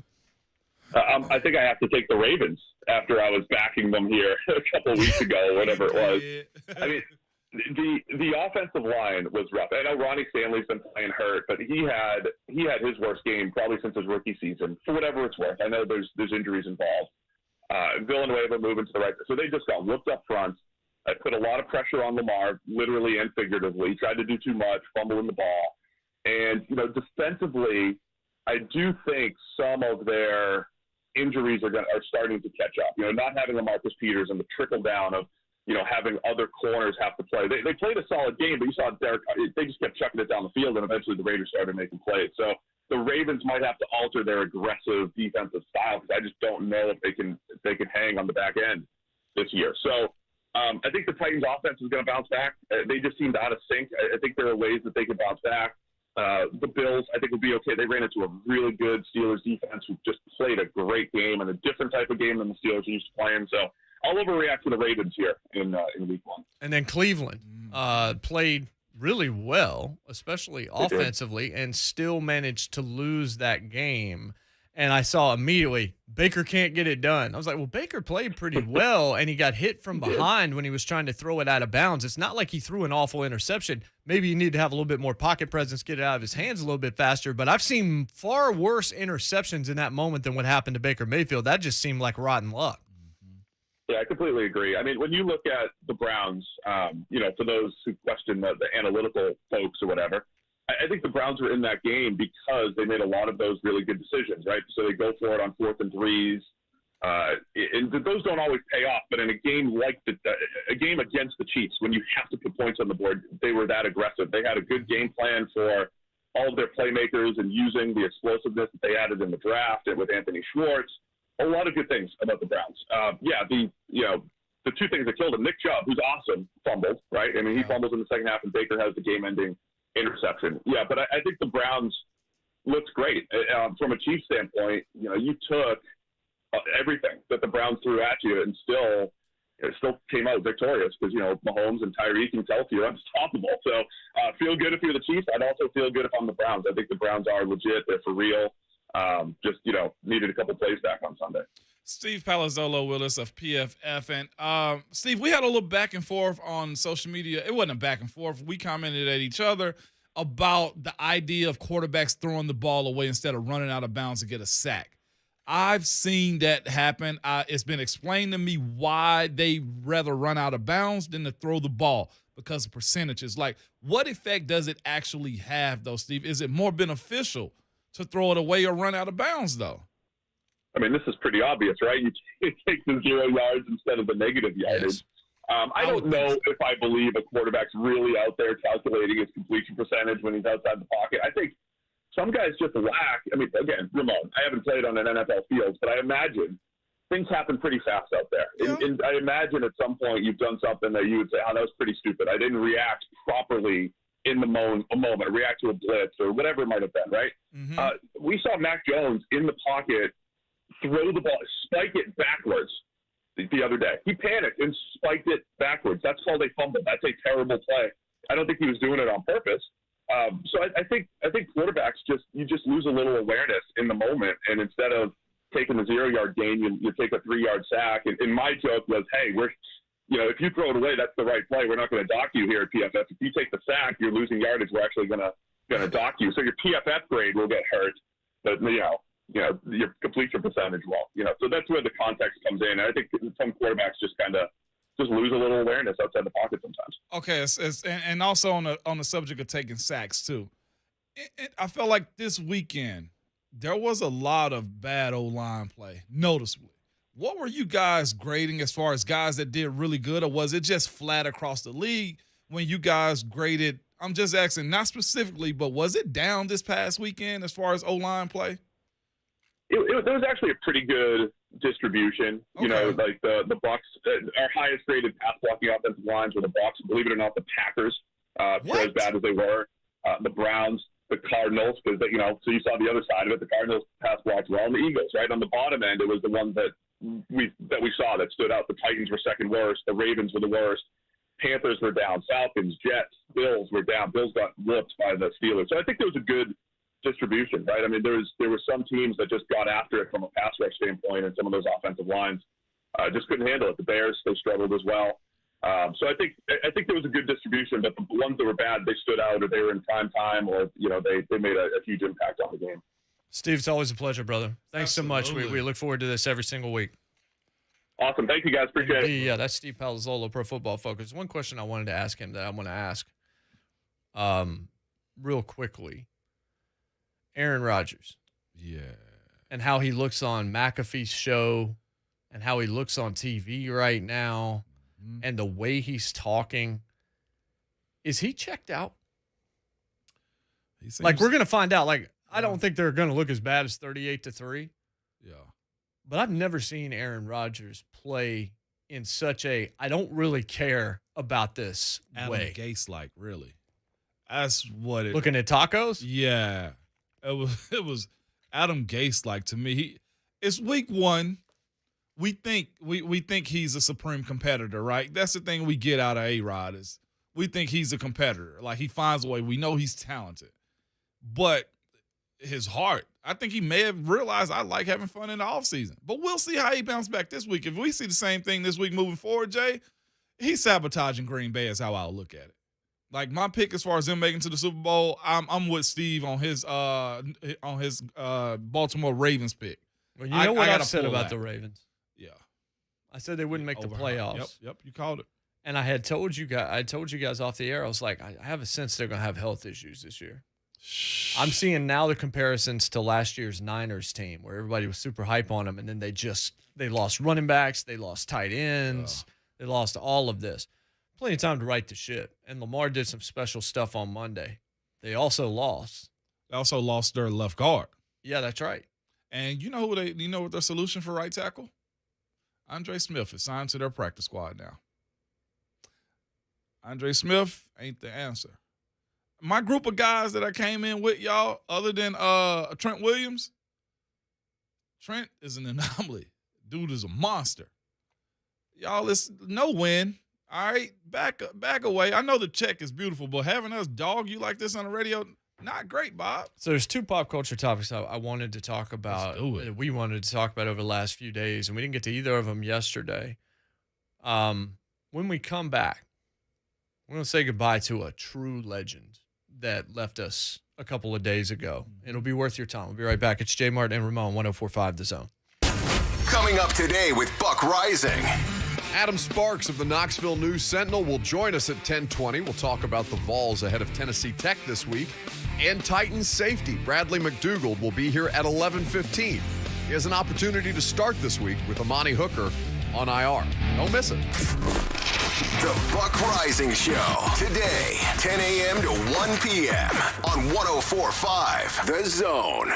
Hey, it's JMart. If you got a wet basement or crawl space, I want you to call my good friends over at United Structural Systems. Over 20,000 satisfied residential customers and counting can tell you it's a really important phone call to make. They've been doing this right here in our area in Middle Tennessee for over 25 years. The go-to company when it comes to foundation repair and waterproofing. So that wet basement, that crawl space, the air you're breathing in is gross. But what it's doing to your home and what it could cost you if you don't get it fixed now, it's only going to get more expensive down the road. You shouldn't have to put up with that, and your home can't put up with it. Water intrusion and moisture can give you all sorts of problems down the road, so you want to get this fixed. It might be poor drainage, might be a plumbing leak, maybe surface water flooding over your walls, maybe underwater pressure forcing water into your basement. You don't know. But the team at United Structural Systems, they're going to find out. They'll come out, find out why you have a wet basement or crawl space, and then they'll give you the plan to fix it. Then it's up to you. You decide to move forward, and you will. You don't pay a dime until that work's done. You don't pay a dime until that work's done, and they know you're satisfied, so you got absolutely nothing to lose. Free estimate. Find out how much it's going to cost to fix from the people I trust. A really important phone call to place. Don't wait. Here's the telephone number, 615-227-2275. That's 227-2275 or online at ussTN.com, United Structural Systems. Lately, we've been getting a lot of calls and questions about acoustic wave therapy for the treatment of erectile dysfunction. This is a relatively new treatment for ED, but one we've been using for years. This is Kim for the Tennessee Men's Clinic, and if you're looking at a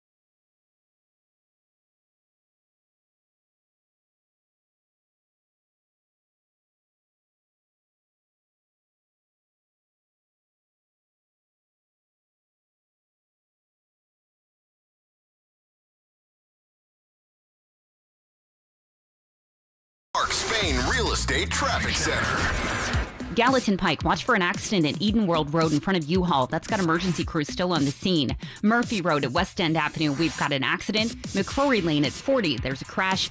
Southeast Harding Place at Metroplex Drive, there's an accident with emergency crews on the scene. No problems coming in on 2465. No unusual delays on 40 or 440. I'm Christy O'Brien with traffic on your home for Titans football. 1045 The Zone. Burt Reynolds. That's not my name. Okay, Turd Ferguson. Yeah, what do you want? You buzzed in. No, I didn't. Yes, you did. Yeah, well, that's your opinion. I hate my job. So Norm Macdonald passed away on Tuesday of cancer. He kept it private from family and friends. It's a very Norm Macdonald kind of thing to do. 61 years old. I heard this said by somebody over the last couple of days. Jeremy Boring, I believe, is who said it. He said that one of the things that was really cool about Norm Macdonald is you always thought you were the only Norm Macdonald fan. Like, nobody else got him. I get him. So he's just kind of my little treasure. I know everybody else thinks he's lame, thinks he's a nerd. Then you find out, nope, everybody thought Norm Macdonald was a genius. Norm Macdonald was, and I've heard people described, the coolest people in the world often are so because they don't care and don't know. Yeah. They don't know that they're cool, and they don't care about how they're perceived.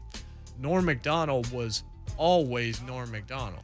And if you see him, and if you've ever watched his stuff, and if you've gone down the rabbit hole over the last few days, Moan, gosh, he was just a genius, and he was unique, and he was completely true to himself in everything that he did. And that, what we just came back with, that Celebrity Jeopardy skit, that one in particular, where Turd Ferguson was born, where it was him and it was Daryl Hammond, his great friend, doing Sean Connery, and Farrell's Perfect Trebek. And I think that was the one where you had Fallon as French Stewart. That's iconic. Like, Celebrity Jeopardy is on the short list of the greatest recurring skits in the history of SNL. For me, it's number one. And Norm Macdonald was just a genius and didn't care what you thought of him. Yeah, that's awesome right there to hear, like you said, him being as big of a star he was, not even really knowing or caring about it. That's super cool. And I didn't know a whole lot about him because, again, like I said, I've seen and known some of his stuff, but I didn't really know his name like that, obviously. But seeing the outpouring of people supporting him, everything they said about him, seeing all the clips on social media, especially on Twitter, because that's where people go to have conversations, that's got to be a cool kudos to him. And the way he went out, and I'll be honest with you, I'm sure his family was a little shocked by that. I personally have had an uncle pull that too, where just doesn't want the sympathy, doesn't want you to have to worry and think about it and all that kind of thing. It's selfless, and at the same time, it's just like, I wish I'd have known so I could have told you how much I loved you, how much I cared about you. I know, and I'll say this for the family's sake, it's shocking, but the shock kind of helps you move forward a little bit, and seeing the outpouring of support for him, man, Norm, is it's kind of cool. Again, it is. Social media can be a good place when it does good things like this, and seeing people get their flowers, and then he got his while he was living because he was famous as ever. But it's just cool, man. So he wrote a memoir back in 2016. Yeah, it's called Based on a True Story. It's one of the funniest books ever. And it just shows his brilliance. And chapter 44 begins this way. I'm going to read about a page and a half of this because I think it's worth it. Go ahead. And it's going to kind of sound eerie as I go through it. This is how he writes as Coach Mack walks in the studio, which is always a pleasure. Yeah, that's right. I will do the fist pound right now. And we will have him with us a little bit later on as well. This is how he writes the final chapter. There's the way things are and then the way things appear. And it's the way things appear even when false that is often the truest. If I'm remembered, it will always be by the 4 years I spent at Saturday Night Live, and maybe even more than that by the events surrounding my departure from that show. As long as SNL exists, then so do I. When people come to me to see me do stand-up, it's because somewhere in their memory I live on SNL dressed as a young Burt Reynolds, insisting Alex Trebek refer to me as Turd Ferguson. And they come to see me, and I'm old and fat, and I don't mention SNL, and I do my answering machine joke, and they're happily disappointed. After the show, they stand beside me and take pictures the way you would with a donkey at the side of a road. They tell me they're big fans and they don't care what their girlfriends say. They understand me even though they know good and well that nobody else does. I'm dry, they say. The next time I come to their town, they don't show up. It can be difficult to define yourself by something that happened so long ago and is gone forever. It's like a fellow at the end of the bar telling no one in particular about the silver medal he won in high school track, the one he still wears around his neck. The only thing an old man can tell a young man is that it goes fast, real fast, and if you're not careful, it's too late. Wow. Of course, the young man will never understand this truth. But looking back now, I can see that my life since SNL has been a full sprint, trying with all my might to outrun the wolves of irrelevancy snapping at my heels. It has all been in vain, of course. They caught and devoured me years ago, but not completely. Lorne would see to that. My foot would still make a vague imprint. Myself would still cast a faint shadow. And years later, I would write a book. And not only write it, but be in it as well. I think a lot of people feel sorry for you if you were on SNL and emerged from the show anything less than a superstar. They assume you must be bitter. But it's impossible for me to be bitter. I've been lucky. If I had to sum up my whole life, I guess those are the words I would choose. That's what he writes to open chapter 44 of his book from 5 years ago. Whoever does the eulogy at Norm's funeral could just read that. Mm-hmm. It's almost like he wrote it. This is 2016. Mm-hmm. I don't know if he's been battling that long. Maybe he had it. We already had it because he's been battling for 9 years. Yep. Well, there it is. He wrote it. And what are comedies, they say? Tragedies? Yeah. You laugh because of the pain. And Right. that's what he was writing right there was his pain. We laughed at it because it was like he's been hawked down. And, he spoke some truths. That was really good, hard truths in that. Yeah. It's like one thing he would tell the young man is that it catches up. Or no, it goes too quick. And then you want to laugh on the way out? Yeah, let me hear it. Obviously, the third hour's coming up. Thomas Tull, the founder of Legendary Pictures, is going to join us. That's just going to be such a great conversation. But so I just gave you something heartfelt from Norm. Mm-hmm. Norm also made you laugh unlike anybody else. And you should go to YouTube and just enjoy that today. I'm going to read this from his book. I spotted Sarah in the hallway. I decided to make my intentions known. You're dreadfully pretty, Sarah, I said, and I'd be honored if you would lay down with me. And not in the restroom either. I will take you out to a restaurant and you can order beef steak that I will pay for. We will coo and whisper and smile meaningful smiles, and we will reduce the whole world and its people to our small table and the two of us. And then afterward, I will take you to my bed and we will be like swine. That is also in the same book of the 2 pages that I just read you. Norm Macdonald was 61. That dude made me laugh about as much as anybody ever has and ever will. And if you see the outpouring, you realize what effect he had on the people around him. R.I.P. Norm Macdonald. Third hour of the show's next here on 104.5 The Zone. Need a Titans fix? Bam! Just ask Alexa to play 104.5 The Zone. Your home for Titans football and the flagship for Titans radio. 104.5 The Zone. It's JMart Mortgage Investors Group, excited to help home buyers just like you and your family affordably achieve the dream of home ownership by giving you the home court advantage. This is an awesome program, guys. It'll allow you to get into the dream home, not the one you have to settle for, the one you really want, the one your wife really wants, the one that you want to raise your family in with less money out of your pocket. Home buyers provided with an exclusive 15-year fixed-rate second mortgage of $7,500. That's going to help you in a lot of ways. Your down payment, your closing costs, your prepays, in some cases, even a portion of your insurance costs. And yeah, first-time home buyers, it's definitely for you, as is Mortgage Investors Group. You shouldn't make any other choice than MIG if you're a first-time home buyer. Nobody's going to make you feel more comfortable through the process. But move-up buyers may also be eligible. Why wait? Learn more about the Home Court Advantage program at migonline.com. migonline.com. Mortgage Investors Group committed to helping Tennesseans just like you and your family fulfill your dreams of home ownership. Let Mortgage Investors Group work for you. Go to migonline.com. You'll get all the advice you need to get you started, get you ahead, start that pre-qualification process, and learn where the nearest offices are. Whether you're in Hendersonville out near Ramon, Brentwood out near me, Cool Springs, there's a Mortgage Investors Group right near you. migonline.com for everything you need, or text MIG to 31399. That's MIG to 31399 to get pre-qualified and get moving with Mortgage Investors Group. Equal housing lender, license number 109111.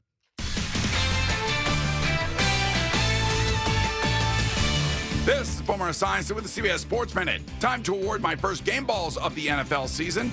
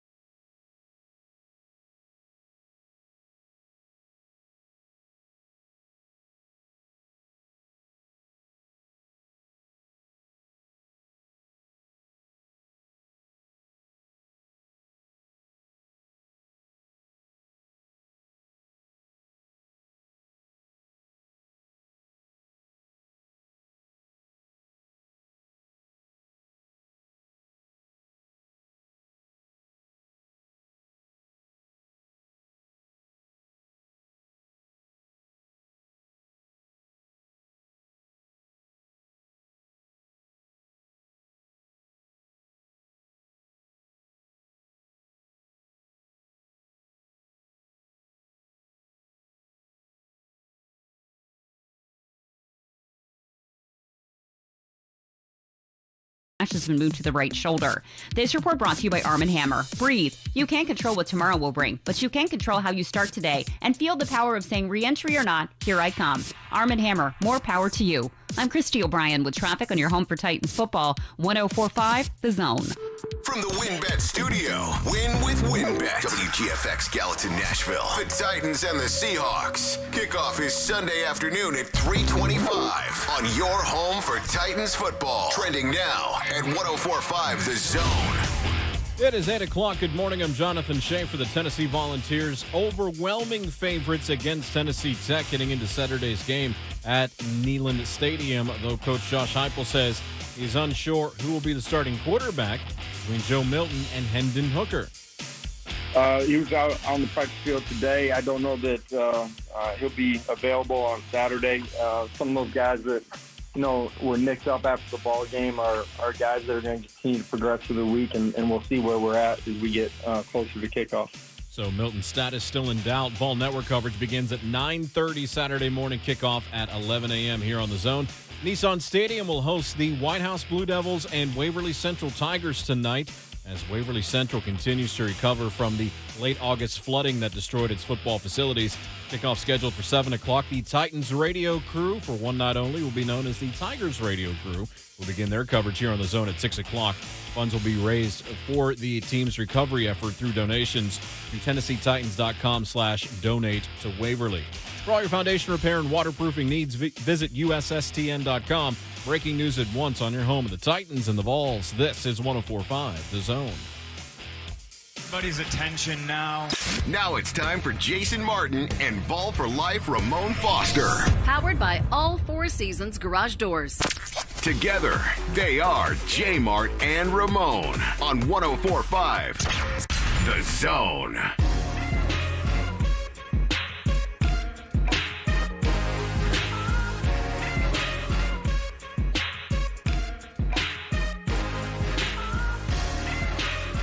What's happening? Hour number 3.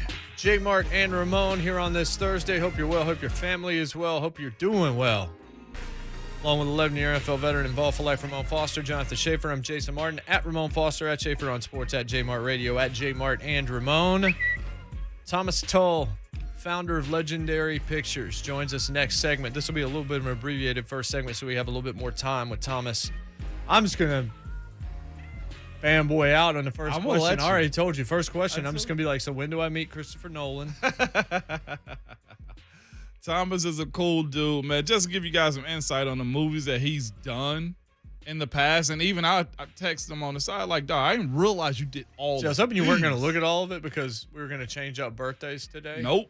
We're going to do like a bunch of actors from those films, and you weren't going to know any of them. If Thomas was in studio, we're going to do it with him here. No, we were going to embarrass you. I know. I already prefaced it. I already warned him about it. But some of the movies, though, Beer Fest, just to start off, We Are Marshall, 300, 10,000 BC, The Dark Knight, Watchmen, Hangover, all three of those. Unfortunately. Clash of the Titans. Ask him if he liked The Hangover, too. He produced it. His Legendary Pictures produced it. Yeah. Like, you didn't like it, right?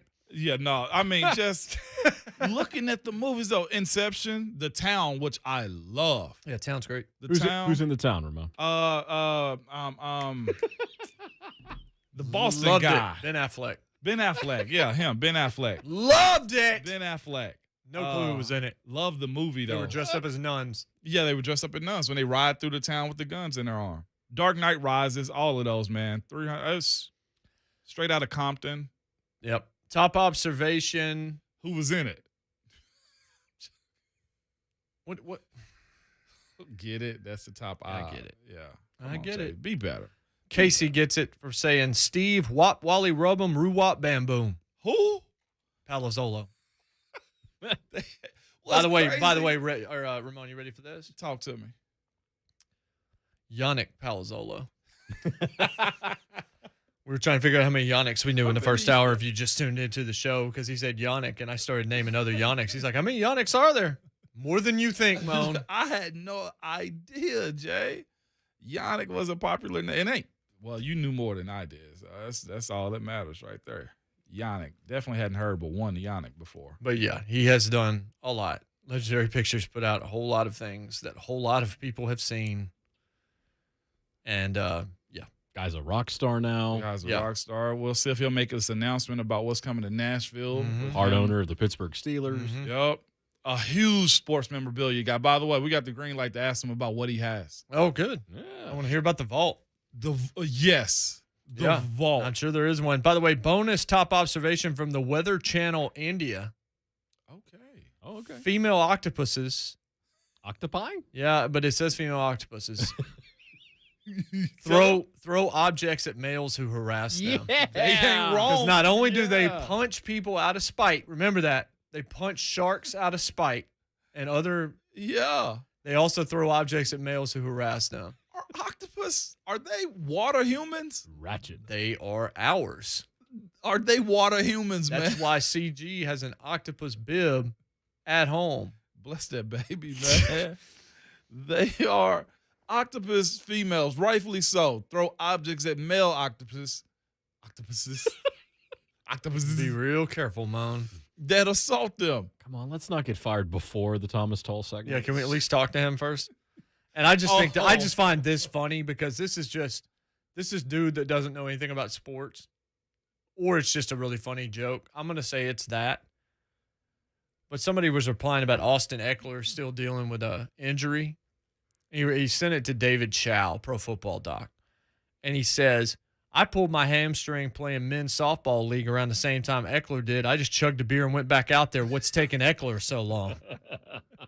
Rub some dirt in it. And Chow said, what kind of beer? Maybe we should do a study of effects of different beer for accelerated healing. I like that. So was that a joke, or does that dude like Austin Eckler is soft? He's my church softball league. That wouldn't keep me out. But he's drinking beer at his church softball league. I guess he said the good Lord made wine, huh? Yeah. Turn wine, water into wine. You know, normally I don't do this. But go ahead and keep the party going. Yeah. Original Kings of Comedy. They don't get it, Jay. I just wanted to name the reference so they can go find the reference. Yeah. You're not going to find DeMarcus Lawrence for the next 2 months. Dallas can't get out of NFC their way East either. is tonight. I mean, you've got Philadelphia and Washington tonight. Is that right? Yeah, Philly and Washington. Jalen Hurts got high marks in week 1, but he played against, I think, just an awful football team in Atlanta. Like, we talked about this off air. Yeah, I don't think the Falcons are good at all, Shafe. Boy, they're pretty awful. They were close to being in my bottom 3, but I wanted to put Jacksonville down twice. I'm sorry for Arthur Smith that's the gig he took. I mentioned this after the show a couple of days ago. It reminds me of well over a decade ago when Scott Linehan was the coach of the Rams, and the Rams came into town and did joint practices with the Titans, and that's when Jeff Fisher was here. And the Rams, even in practice, and we're talking about practice, not a game. We're talking about practice, and they were terrible. And you could tell that head coach was over his head. I'm not saying that about Arthur Smith, but you looked at the Falcons in the preseason. You looked at them in that game last week. Giants in Washington. That doesn't mean that they can't be all right, but I'm just getting a feeling that Falcons team is bad. I think they're bad too. So what you're saying, Arthur's always got a home as an OC? You kind of saying that up front already? Yeah, we're kind of saying that up front already. All right, for sure. So, yeah, it's the Giants in Washington. I would have rather been Philly because I would have rather seen Jalen Hurts. Herb doubled down and said I'm not leaving. Yeah, and that definitely ends all speculation because he said no chance. He had 2 other surrogates come out and say the exact same quote in different interviews yesterday. He probably is not going to. Yeah. Again, you're hearing Matt Nagy's name. You're hearing Chris Peterson again. You're hearing James Franklin, of course. And there's going to be a lot of college football coaches that agents are going to come out saying they're entertaining the offers. Because I don't know if that's how silver is his hair going to be next year? Who's? Urban. I thought you were about to say James Franklin and be like, I don't think you've seen James Franklin in a while. Because all I can think I don't recall him ever having hair. Herb lying. That's all you're going to have. I don't know that. Yeah, if he stays in Jacksonville all season, he's not going to have the hair next year. When we come back, Thomas Tull, founder of Legendary Pictures, part owner of the Steelers, musician, first billionaire I think I will have ever interviewed. Big time.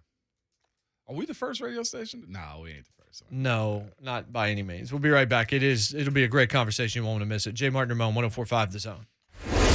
Buck Rising loves talking with you about the Titans, but has also found rooting against the Jags' new coach quite enjoyable. I think I kind of root against Urban Meyer in a way that I'm starting to discover now. I just find him so thoroughly distasteful. You know, I've never had a reason to dislike Urban Meyer, and then I'm just looking at this clown show that's being run in Jacksonville, and I want to laugh. The Buck Rising Show, today from 10 a.m. to 1 p.m. on 104.5 The Zone. What's up? It's Will Bowling. The NFL is back, and FanDuel Sportsbook wants you to get the most out of every play. That's why they're giving everyone a $10 risk-free bet every single week. All you have to do is bet a same-game parlay bet with 3 legs or more, and if your bet doesn't win, FanDuel will pay you back up to $10. So this week, you've got Ravens-Chiefs. I like Patrick Mahomes and the Chiefs to pick up the win, so I'm going to build a same-game parlay bet with Chiefs money line, Lamar over on his rushing yards. I'm taking the over in this one as well. I love FanDuel Sportsbook. It's America's #1 sportsbook for a reason. There's no feeling like nailing a same-game parlay, so lock in your bet today with FanDuel Sportsbook. Get your $10 back if your bet doesn't win. And if you're new, you can claim your 30-1 odds on either team to win the biggest game this Sunday, Chiefs versus Ravens. Just sign up with my promo code WILL104. That's my promo code WILL104. Must be 21 or older or present in Tennessee. Refund issued as non-withdrawable site credit that expires in 7 days. Max refund $10. Restrictions apply. See terms at sportsbook.fanduel.com. Same-game parlay available for multiple sports in all states on mobile and web. Gambling problem? Call the Tennessee Red Line at 1-800-889-9789. Switching your car insurance to Geico is both easy and could save you hundreds. It's the best of both worlds. Like a corgi who does household chores. A chorgi. Who's a good chorgi? Look at those car.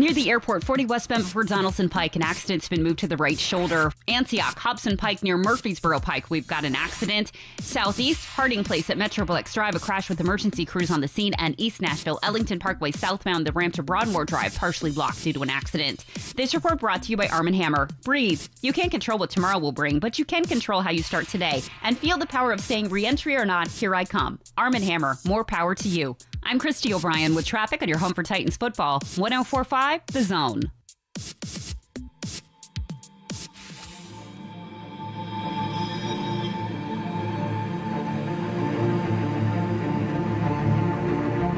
Welcome back, JMart and Ramon. I don't know how I'm supposed to do this interview. Excitedly. Christopher Nolan's like the father I didn't have. I love my father. My father's my absolute hero. But Christopher Nolan's been my favorite director for such a long period of time. That's just a jump-off point as the comic fanboy and everything else that I am. This is just a crazy one. There's so much to get into here. Moan, introduce our guest. Man, we have the honor of having a friend of mine, now a friend of ours, man. Just a guy is what he'd rather be known as, but he's an awesome dude that's done a lot of awesome things. Thomas Tull, welcome to the show, man. Hey, Ramon, how's it going? Good. How are you this morning? I'm doing great. Nice to be talking to you. How's Nashville treating you so far? I know you're around the city this morning. I am. Yeah, it's great. Look, this place it's got great energy, obviously music capital of the world, and always fun to be here. Good. So, Thomas, tell us a little bit about how you ended up where you are. I mean, I looked it up and came from kind of meager beginnings, and then you owned some laundromats and you moved on to some accounting deals. And I looked at some of the things that you liked, and I'm like, man, I see a lot of me in you in terms of you read comics, you played games, you dug movies, you did all this kind of stuff. When did it all of a sudden become, you know what, I want to finance some of the biggest budget films of the last 15 years? Well, it's funny how no matter where I get to in life, everybody always asks about the laundromats. It's really interesting thing. I was like 24, 23. But in any case, look, I've been extremely fortunate. I was raised by a single mom who worked two jobs, and pick your euphemism, but we were very poor. It was myself and two younger sisters in upstate New York. Sports was always a huge part of my life. That kind of helped me develop whatever skills that you have in terms of having grit, work ethic, learning that you got to work with other people to get things done. It's been kind of a bedrock of my life. And look, if you don't think that luck is involved, then you're not being intellectually honest. So, my background in my 20s after I did some of those things was in tech and finance. And then I became fascinated, although I had absolutely no experience in the movie business, how the movie and television business, the finance side worked. And so I had an idea that maybe it could be done slightly differently and put together Legendary, and met a young director. Our first movie was Batman Begins, and I heard you reference Christopher Nolan. A big part of success was standing next to him. So that was fortunate and a pretty fun journey. Yeah, I'm sure that it was. And I mean, you look at some of the other things that you did or were associated with 300, and it looks like you were a pretty big Frank Miller fan. Because The Dark Knight was part of that and everything else, but you also did Watchmen, and it looks like you've worked with Zack Snyder a couple of different times as well through your deal. So what was it that, like, in terms of like financing a film, that side of it, like, what was your role? What is it that Legendary actually does? Because obviously when a film is about to start, you see the crawls and you see those splash screens and you see those stingers, and every time I saw Legendary, I knew I was watching something important. Not that I was necessarily going to love every film you do. I can't profess to that. But what was it that Legendary actually did in terms of your role with some of these films and these directors and everything else? Well, we were kind of a full-service company, meaning we developed our own movies, we financed them, produced them. So very hands-on. At the beginning, we were partners with Warner Brothers, and that's how we ended up in the Batman and Superman franchises with them, and then developed our own stuff over time. And so sometimes that requires being incredibly hands-on and doing everything from, helping the team to work on scripts to casting and so forth. And then there's other times, I'm not even, being funny about it, that with Chris, you just sort of say, okay, where do we sign? And so it's just a different experience depending on what you're doing. And it's, it was a surreal, especially for somebody that did not come up or have any experience in that business. I sold the company, it'll be 6 years ago this spring. So it's interesting to reminisce about it.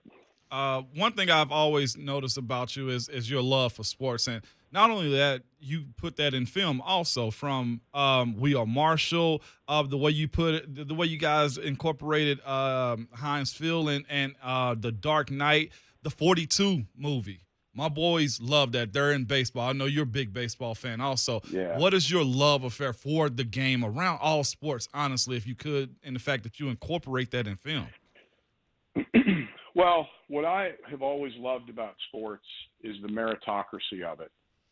Is that, whether you're poor, whether you come from this neighborhood or that neighborhood, or whatever your political leanings are, all that goes out the window when the lights come on.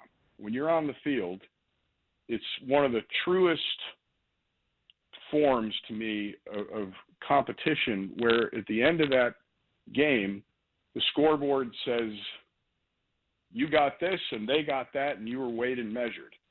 And I think there's something beautiful about that and simple. And I also just think that, the whole concept of competing is part of human nature, right? It's part of nature in general. And I think sometimes in our society, we are starting to wander towards different things where we're not supposed to compete, that everybody wins all the time. And I don't think that's realistic, and I don't think that's a reflection of the way the world is wired. And I think there's something about sports in terms of competition and the camaraderie and teamwork that comes with that, and a sense of accomplishment when you pull something off greater as a group than you ever could have individually. I just love all those things. Yeah, Thomas Tull, who worked with Legendary and has done, or founded Legendary and has done so many other things, including being a part owner of the Steelers, is with us here on JMart and Ramon. I want to ask you about your sports collectibles and your music career and so much else. I wanted to ask one more Legendary specific question, and that's this. I've been writing about pop culture, reviewing movies and television shows now for 8 to 10 years. And it's different in that everything becomes viral because of the influence of social media. I have long believed that the benefits of social media are outweighed by a lot of negativity that can be presented there. I think there have been a lot of instances of that, and I'm sure that you've probably encountered it. Where are we right now when it comes to just the space of how one opinion can become a hive mind, as opposed to you like what you like, you don't like what you don't like, and one man's opinion shouldn't necessarily influence yours, and how that's affected the movie industry, the television industry, things like that? Well, look, I certainly don't claim to be an expert, but my opinion on the subject is that our society was not built for social media. If you think about the massive impact that it has across everything, I mean, the way our kids are growing up today is an order of magnitude different than when I grew up, because you certainly didn't have to maintain your Instagram account or something, or show that you're constantly doing interesting things. And then I think the velocity that social media has that we're not equipped for is just how quickly somebody's thought or pontification gets everywhere. And because we're pretty ingrained right now in tribalism of, I think this thing, you think that thing, so I can't even communicate with you. I can't even talk through that, and everything that I'm going to watch or read is going to reinforce my position. And I think I wish we could take a step back from that sometimes and just wish that we could say, look, what's great about our country is that some incredibly brave men and women have fought and died so that you can have your opinion and that you can have respectful discourse and exchange of ideas without that becoming, a melee or something.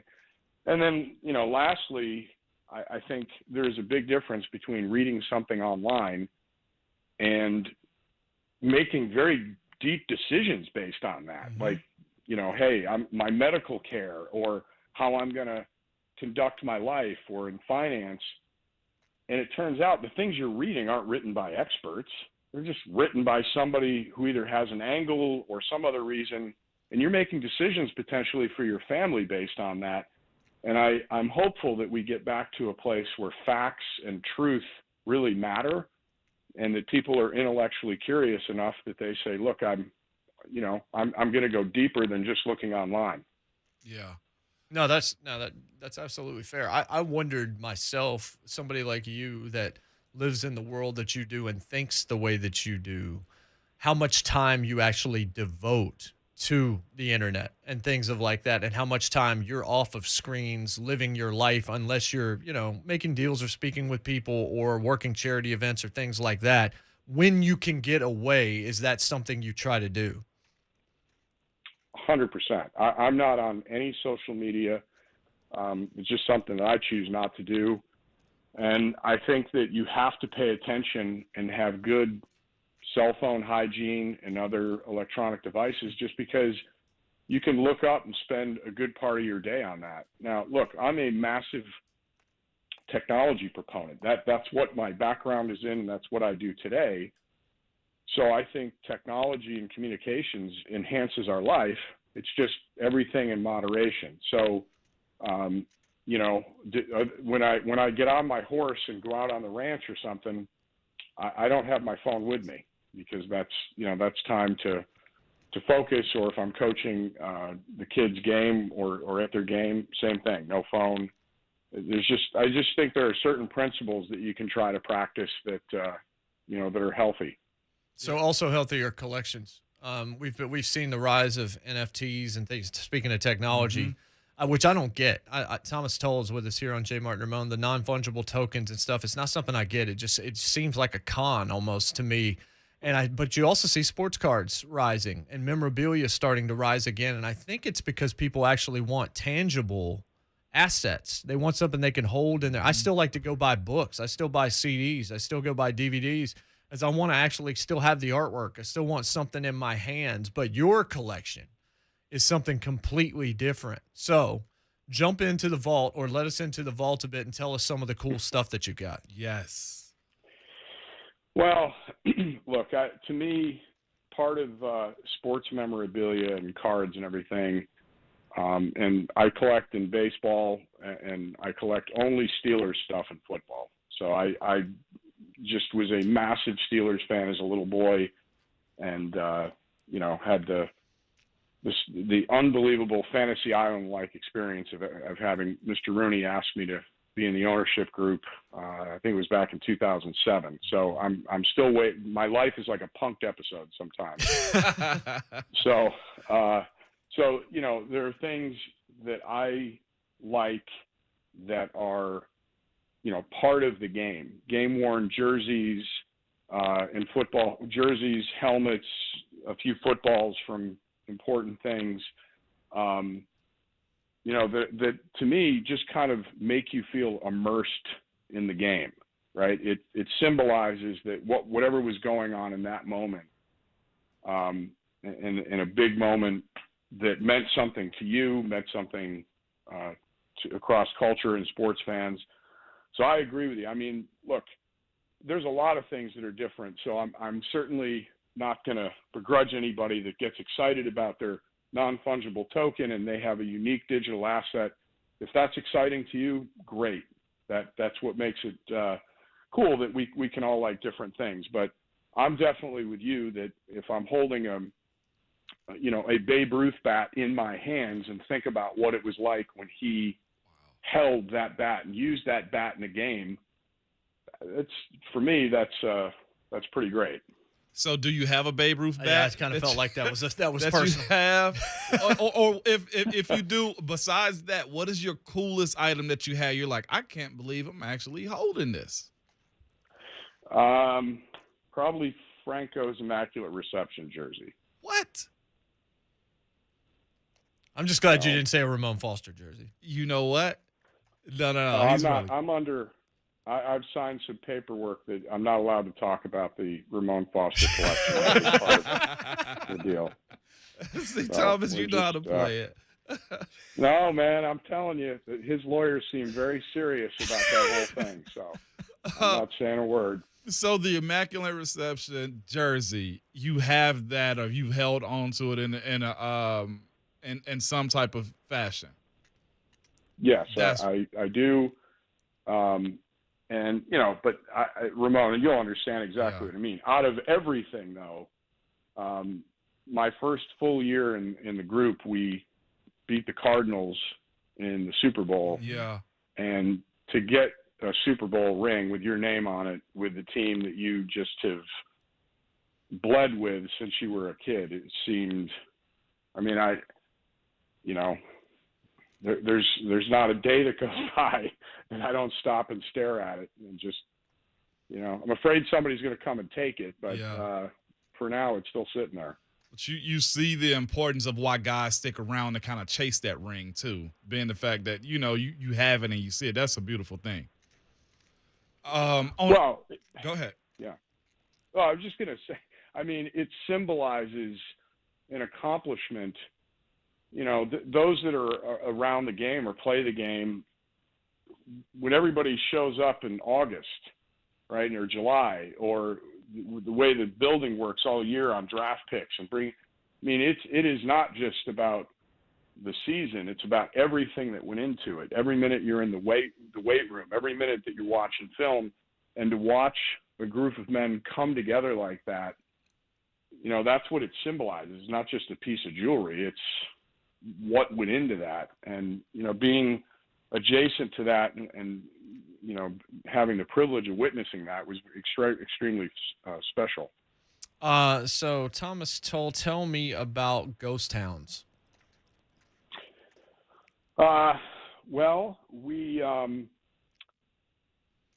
some guys golf, or some people golf, and I've played the guitar since I was probably 10 or 11, and have always loved music, and kind of an old soul. Even as a kid, I loved the Rolling Stones, loved blues, Muddy Waters and Lightning Hopkins and Robert Johnson. Love some country stuff. There's a guy down here named Chris Stapleton here in Nashville that's amazing. Hey. And I love music. So I have a band, and we're very fortunate to do the things that we do. We have a new album that just came out that seems to be doing pretty well. And so before COVID, we went out on the road with the Rolling Stones, ZZ Top, and Bob Seger. And we're about to go back out on the road with the Rolling Stones, which is my favorite band of all time. Wow. And again, what do you say to that you get to play with your favorite band of all time? It's just, that's why I don't say this to be, I better make sure I come off as humble or something. It is humbling. I cannot believe the things that I get to do. Yeah. And so I just love the guys in the band, and there's something special when you're looking at each other and you kind of know that you're hitting it just right, and it's pretty great. So are you going to be are you guys doing the Stone show that's going to be at Bridgestone here in Nashville? Nissan, I'm sorry. Yeah, I'm not sure if the dates, I'm not sure which shows have been announced, but I'm just going to say that I really love being down here, and you know, I'm sure that would be super cool. So that I don't know whether those dates have been announced yet, but stay tuned. Stay tuned. Well, if you do, we got to have you back on the show to celebrate that accomplishment. Like you said, we're all kids living out dreams, and you get an opportunity to live out the ultimate one, being able to be around legends like that, Thomas. That's friggin' awesome, man. Yeah, your licensed fantasy camp, man. I get the joke, believe me. And the only other thing I might do is Ramon's son, who I think is probably still pitching. Yeah. I may say that may add to the chapter and say I remember watching him as a 12-year-old and thinking, "Good Lord." So, Thomas, that'll blow his mind right there. That's awesome. And we got like a minute. I feel like we have you, and you're so savvy, and you're always looking for the next challenge. I have to ask you, because we talked about tech, and I know you've been associated with AI and robotics and a bunch of stuff like that. Where are we headed? Like, what's the next thing? Where is technology headed over the next 5 years, 10 years, something like that? Well, I think what you're going to see is most technology, I think, happens slower than you think. There's a bunch of hype, and all of a sudden it's supposed to be driverless cars right now. But then once it arrives, it happens. It almost feels like it explodes. And I think over the next 10 years, you're going to see artificial intelligence and machine learning permeate almost every corner of our economy. And you're going to see, I think, massive enhancements to life across everything. But I think you're also going to see challenges. We have to take people over the next 10 to 20 years that are currently employed, in jobs that may erode or go away. And we have to be thoughtful about what that pivot and what that transition looks like. But I think as you look at automation, as you look at, what is going to happen in biotech, communications with artificial intelligence, there are exciting things, but there are also challenges that we need to be mindful of. Mm-hmm. No, that's just real quick, somebody in the Zone chat on our YouTube page said there's a superhero that lives in Nashville by the name of Derrick Henry. You should make a film about him. Yeah. Man, I don't want to tackle that guy. I'll tell you that. The Titans, Mike Vrabel was originally a Steeler, and does a phenomenal job. And Derrick Henry, I'm not going to dispute that. He definitely, him running around with an S on his chest would not be inappropriate. So real quick, when can I meet Christopher Nolan, and when do I need to clear my schedule to make that happen? Let me make a couple calls. I'm sure he's sitting around not doing anything, and but we'll get everybody together and figure that out. There it Beautiful. is. Thomas, this has been a wonderful conversation. Absolutely. We hope to do it again in the future. Enjoy our wonderful city, and you've made for a very interesting conversation over the last 20 minutes. Okay. Guys, great to speak with you. Ramon, hope to see you soon. Absolutely, Thomas. Yeah, because you got a driverless car you've got to buy from Thomas Tull. Hey, at some point. You're the worst, Mo. That's Thomas Tull. He did. He founded Legendary Pictures. We could have talked about that for an hour. Yeah. But the dude, I think he's got Babe Ruth's bat. That story was too personal, wasn't it? Imagine. Yeah, Come on. I can't. We'll talk about that. I coming can't. back. When we come back, it's not worth it. Today's a big day because there's a whole lot of names that I recognize, Moan. Birthdays. JMart and Ramon, 104.5 The Zone.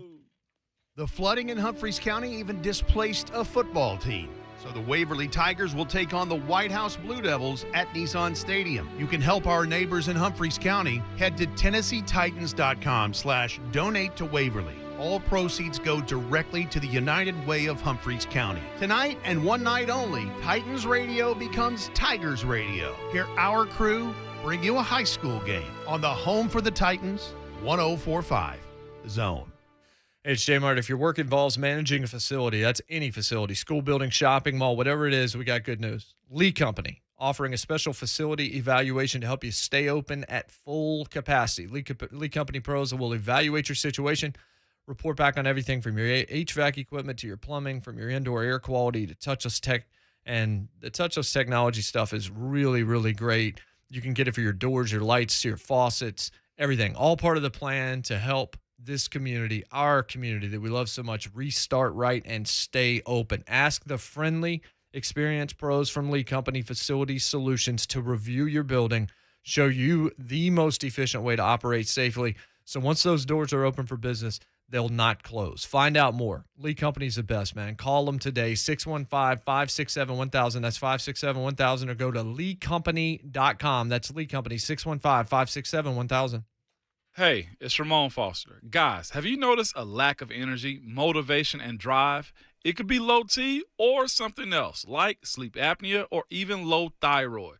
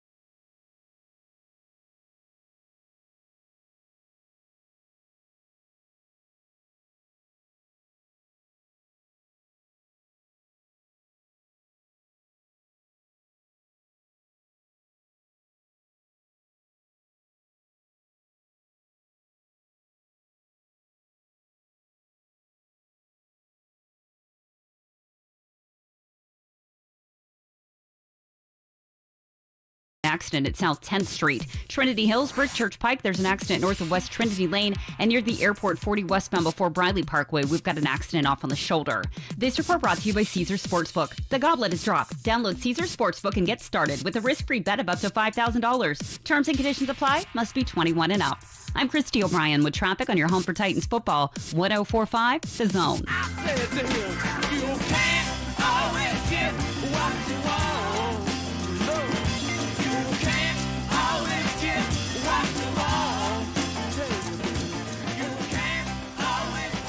Ghost Towns. It's Thomas Tull's band. This is the Rolling Stones, but opening for the Stones makes me wonder why Legendary never worked with Martin Scorsese, considering how many Rolling Stones songs have been in basically everything he's done outside of Hugo. Man. But yeah, that dude's lived a life and is living a life. Mm-hmm. Really interesting. That was friggin' awesome. The whole memorabilia. Wow. I would like to know all of what he has and there. See it. And yeah, but he's got that bat. The Babe Ruth bat. No, he's got that bat, man. Well, the Franco jersey, that one right there. The jersey? Yeah. Not a piece of the cloth. You know how people, they do the card and you get a piece of the jersey or the floor? The jersey. Yep. It's funny when he said, yeah, this guy named Chris Stapleton. I'm like, yeah. You hear me under my breath just say, yeah, we're aware. Yeah. I hope he understood because he's new to the pettiness. It's like, yep. Yeah, one of the best voices in this town. Yeah, we're aware of him. And has been for a long time. Yeah. Yeah. Even before Steel drivers. Yep. That's right. Going back even further. Way back. Wow. A couple sports birthdays before we get into the shenanigans here. Chris Carson, 27 today. Samaje Perine is 26. Perine, I heard that name forever, I feel like. Harry Douglas, 37. ESPN now? Hey, yep. He was on last week, 2 weeks ago. Yep. Said the Titans are going to Super Bowl. That's right. Smart guy. Just like this guy did. Aaron Gordon, 26. Should have won the dunk contest over Zach LaVine years ago. Still and didn't. Ain't over that. Should have won it. Yeah. He did win it, in my opinion. I know. Dan Dickow is 43. I knew you were going to do that. You're such a child. Wear underwear with Dickow in them. Oh, Rosie O'Donnell. She wear underwear with. Nope. Stop it. Nope. I just went as far as you can go. That's as far as I went. Tim Raines, 62. Hey. Oral Hershiser, 63. Robin Yount, 66. And water for Buck Nasty's mama's dish. Yeah. All right, Moan. Richard Marks is 58. Blazing Saddles. That sound like a Western name right there, by the way. False musician. Right here waiting. Hazard. I felt like you knew that, Shafe. Oh, I knew who it was. God, dog it. Molly Shannon is 57, Moan. She was in the very famous musical Annie.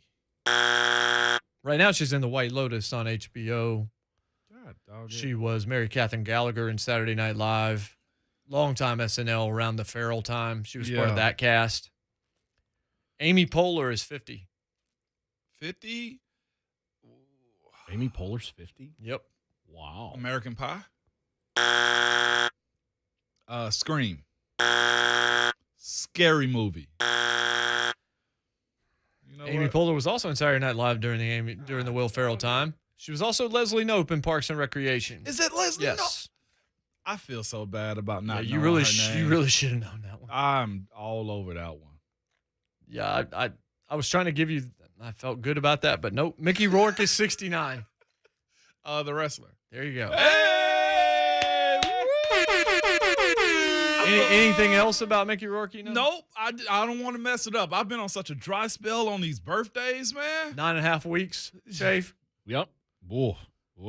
Straight out of Compton. Yeah. Also, Whiplash and Iron Man 2. 9.5 weeks was a movie I probably shouldn't have seen as a teenager. Him and Iron Man 2 was probably one of the best villains in almost. He was a good villain. He was a better villain than that movie was. Yeah, the movie wasn't great. Ed Begley Jr. is 72, Moan. Ed Begley Jr. is 72? No chance. Blues Brothers? I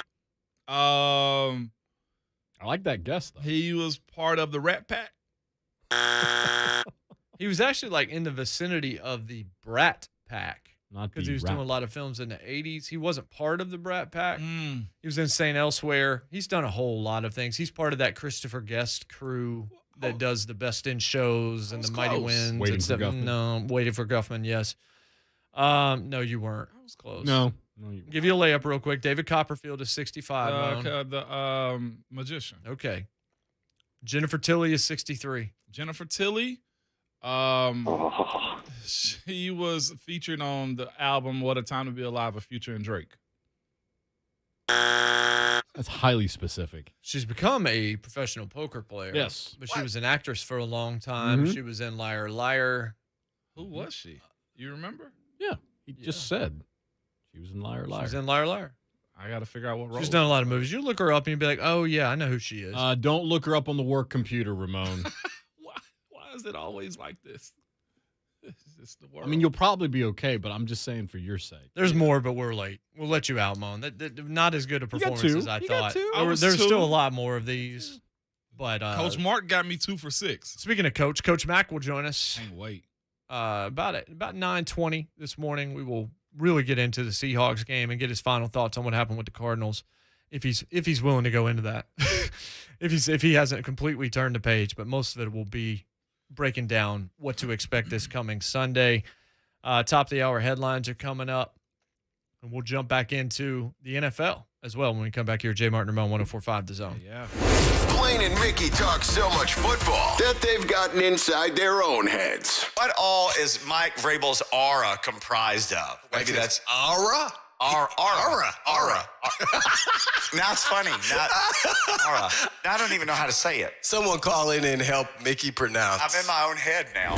Blaine and Mickey, today from 1 to 3 on 104.5 The Zone. If you are thinking about selling your home, and if you're wondering what you might get for it here in Nashville, simply go to the folks that I know. Check out Open Door. Just go to opendoor.com, exactly how it sounds. Enter your address. Tell them a little bit about your home, and you'll get an offer. Not just any offer, a promise of an offer. No, you'll get a cash offer. And it's me, Ramon Foster. And I'm telling you that Open Doors is the easy, hassle-free way to sell your home. You don't have to make the repairs or do a lot of prep work, and you know that's to be a headache. There are hundreds of people moving to Nashville every week. So Nashville real estate is a hot commodity. Don't shortchange yourself. Get an easy cash offer from Open Door. Just go to opendoor.com. Enter your address and tell them, listen, the best parts about your home, and done. Get your free offer at opendoor.com/myoffer. That's opendoor.com/myoffer. And offer eligibility varies. Open Door is represented by Open Door Brokerage, Inc., license 02061130 in California, and Open Door Brokerage, LLC, in its other markets.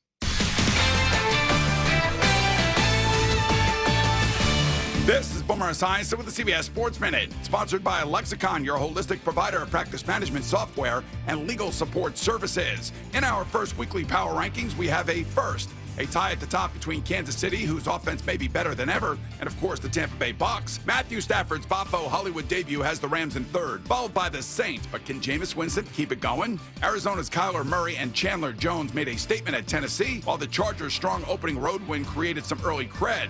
Pittsburgh, Seattle, Buffalo, and Cleveland complete my top 10. On the flop side, the Giants' flatline opener relegates them to 28th. Next come the fruitless Falcons and the lame Lions, who lost their best cornerback, by the way. The Jets transform Zach Wilson into Sack Wilson. And finally, there's Jacksonville. Like Gang Green, Team Teal will suffer growing pains behind a rookie head coach and a quarterback. I'm Boomer Esiason. Attorney Joe Cordell. New school, new job, new home. Change is hard and can leave you feeling isolated. And divorce delivers one of life's hardest blows. The relationships you counted on are suddenly gone. But you don't have to walk through this alone. For more than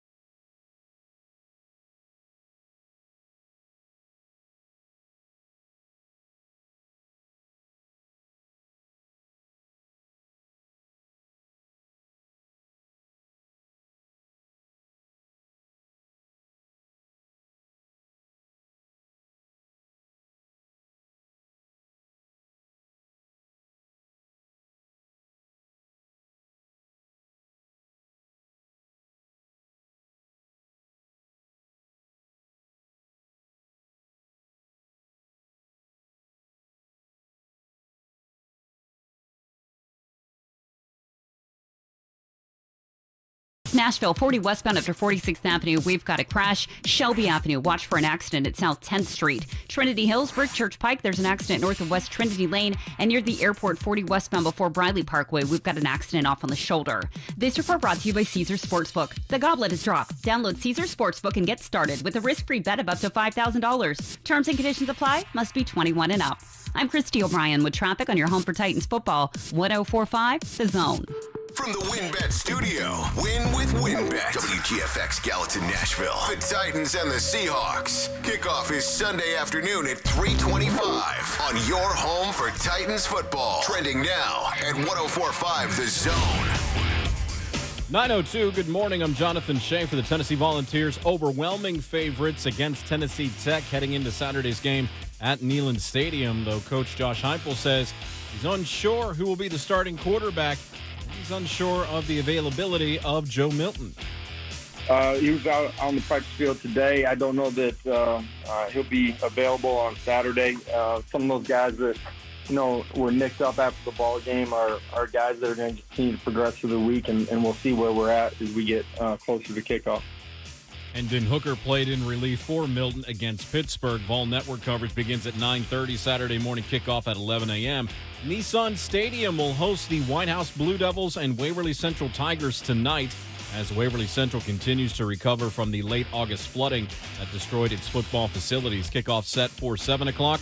Titans Radio is Tigers Radio tonight. Their coverage begins here on The Zone at 6 o'clock. Funds will be raised for the team's recovery effort through donations to TennesseeTitans.com/donate to Waverly.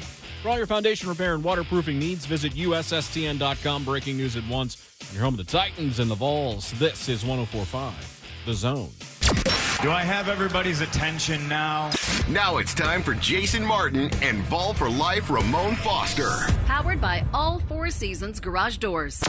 Together, they are JMart and Ramon on 104.5 The Zone.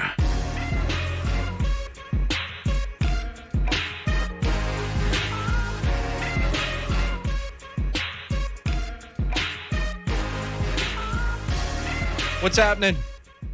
Fourth hour of the hashtag fastest 4 hours in radio. Upon you, upon us, we're blessed to bring it to you courtesy of All Four Seasons Garage Doors in Nashville. By we, I mean 11-year NFL veteran Vol for Life, Ramon Foster, Jonathan Schaefer, Jason Martin, at Ramon Foster, at Schaefer on Sports, at JMart Radio, at JMart and Ramon. Coach Mack will pop in studio with us to really kind of get into Titans Seahawks in the next segment. NFL tonight is an NFC East matchup. NFC East is more wide open now with DeMarcus Lawrence missing a couple of months. And the Cowboys already dropping at least one game. We've already seen happen, even though Dak looks the part. And Jalen Hurts got good marks. But this is a Giants team where people seem to be high on them going into the season, at least more so than I am. I know they spent a good bit of money. I just need to see it from their quarterback before I'm going to buy into that. Yeah, I even had somebody test me about that too. It's like he doesn't see Daniel Jones getting right. I'm like, I kind of want to see it because it's like college university's been good. If the Giants are good, it's good for all press. I mean, all New York teams right now in the current state they're in, they kind of suck. They ain't the worst in the league, but they're not really good considering how much pub they get, how much is expected from them. So we'll see what he looks like tonight. The lights are on and everybody's ready to go, man. I'll be tuned in. I'm hoping it's at least exciting, Jay, so it's worth our time considering we got to get up at about 3 o'clock tomorrow. Yesterday was a question asked on ESPN television. Are the Titans and Bills frauds? Because they lost one game. And I think Marcus Spears said they are. And he went off on their defense. More so than anything else. Yeah, there are concerns here. And I think that's why, look, I heard Buck Rising say yesterday that the Vols and the Titans have some similarities in their matchups this weekend, not in terms of the quality of the opponent, but of games that don't mean nearly as much as the one that follows. Tennessee gets Florida after this game. Yep. And the Titans get the Colts. Ooh, big weekend. So you get the other NFC matchup. That NFC matchup's not going to be as important, even though the entire division's playing the NFC West. But as Buck mentioned, and I agree, I don't know that the Colts are going to fare that well against the West either. They already lost to Seattle. Mm-hmm. So there's truth to that. But for the Vols, I never thought it was about W's and L's this year. If you lose this weekend, that's awful. But you're not going to lose this weekend. Mm-hmm. Tennessee has to do something to start feeling better about itself because they have to be tired of having to relive that in their brains because losses stick longer than wins, I would imagine. Yeah. And when that's the only game you've played this year, that probably is not a great headspace to be in. You want to get out of it. It ain't. And the best remedy for any of that, like you said, is a dub. And this isn't I think we had somebody on Monday or Tuesday call in and say something about, well, if they go out there and play well and compete, that's good. And I'm thinking to myself, this is not a college program. This isn't a build up from college recruits program. This is a win right now organization. And I don't even want to begin talking about windows, but this team has a lot of talent. It's in the middle of middle-aged NFL talent where some guys are 30. A lot of guys in their 20s got a younger quarterback compared to the rest of the league for the most part. Coaching staff has been in place for a while, but there's a lot of questions behind it. Number one, you brought this up before we got on air. He was like, this is Vrabel's team. Everything about this team is his, from the OC to the DC to the players to him and the GM's relationship with John Robinson. They got to go. They got to show us moving forward that this is what it's going to be like. And I want to see them bounce back. I just don't know what this weekend's going to look like because the first 3 games of this season, we said we're going to be tough. We knew that to be true. Even if Indy wasn't what we thought they were going to be, we know for a fact that when you play division games, they're slated a little bit different. You know each other. You compete a little bit harder. And then they're going to hit this 6 to 10 week stretch that they have coming up to, that they got to show improve. A lot comes behind this season, man, and they got to get this stench off of them this weekend. Quickly, because we forgot to do it off the top. Top observation, nephew Selly is on the YouTube chat this morning saying, prison beanie and octopus bib, free CG until it's backwards. Octopus not only punch sharks out of spite, but females throw things at male octopi when they're being harassed. Octopi have no time for your shenanigans. Lonzo Wright replies, female octopi are Karens. False, because that would mean because octopi is our mascot, and we're no Karens. We're no Karens. There's no Karens around here. Octopi are justified. But yeah, the Titans against the Seahawks in terms of just feeling good about yourself and being right. Yeah. You just got to find a way to get yourself right. But unlike Tennessee, where this is a get-right kind of game for you, this ain't a get-right game. It's a hopefully you play right. But this is one where my guess is you're going to have to survive it because that's a really good football team that you're playing against. Get right. When I hear get-right game, that means, okay, it's a lesser opponent. It's Florida State, Jacksonville State. Yeah. That ain't no. It's what it's supposed to be. Ain't no slappies there. That's why you bring in your family for the proposal on the field and have them taking the picture. Jeff made a good point about that when he said you can't reschedule when you've brought your whole family down there. You planned it because it's Jacksonville State. You knew you were going to win. Uh-oh. Didn't work. Nope. He still proposed to her on the field. I was just like, I still would do it later. I'd do it an hour later. Go back on the field when it's empty. Just don't do it with them celebrating in the background because that's the worst photo bomb of all time. That photo that was taken, how much are you going to be looking forward to that one? Rob in Nashville's next. Rob, what's up? Hey, guys. Thanks for taking my call Yes, sir. this morning. I was listening to you guys, and I was going to kind of comment on this game here with the Titans that's coming up. Although, everybody's probably not expecting the Titans to probably, beat Seattle. But I will say this. If the Titans go out there and they lay a real bad egg, get blown out like they did this past week here, they're going to be really looked at as like a soft team, and it's going to be hard to come back. It's not just to me, it's not just them just losing the game. But people probably may accept that, okay, and say, okay, we can kind of move away from this game like they did the week before. But it's getting blown out and not even competing. I mean, that there with the talent they got on this team here, they have to be in this game. It's very important. Or I know it's too early to look at, or some people is going to be looked at like Julio, like, why did y'all bring him here? I mean, because y'all done better even last year. But that's all I got, guys. All right, Rob. Look, I mean, I said before, you can't go get blown out again. You can't. Like, you have to play well. If you lose, it better still be a good performance, and you just got beat by a team that's a Super Bowl contender. You need to win. I know you disagree with this, Mo. Yeah. But you can't. It's better to get beat 35-31 than 38-13 is what I'm saying. If you go get beat, the narrative's going to be much worse for you. This team's supposed to be primed and ready to go, though. No, I don't. I know what you're saying. On it. Yeah, but this ain't UT. Mm-hmm. And I mean UT by a lot of guys leaving. No. This team is almost as close to running it back as Tampa was as far as retaining guys or getting more guys. I'm with you. I feel you, Jay. Like, yeah, great performance. Nah, Chief. They got to go this week. That's on me. And I know the fan base feel that way too. You heard it in Rob's voice. Questions come up next. If they get blown out in Seattle. That's what I'm saying. You don't necessarily have the questions if you play well. But if you go out there and you look the way you looked on Sunday, it's just going to be ugly. All the questions. When we come back, Dave McGinnis, we'll ask him some questions about the Seahawks, the importance of the game, what he noticed on Sunday that most needed to be corrected and could be with a week of practice. We'll be right back with Coach Mack here at JMart Ramon, 104.5 The Zone. The Titans and Seahawks go at it in the first road game of the season. Coverage with Buck Rising on the Lee Company Countdown to Kickoff starts Sunday at noon. Then the Titans and Seahawks kick it off at 3:25 on your home for Titans football. 104.5 The Zone.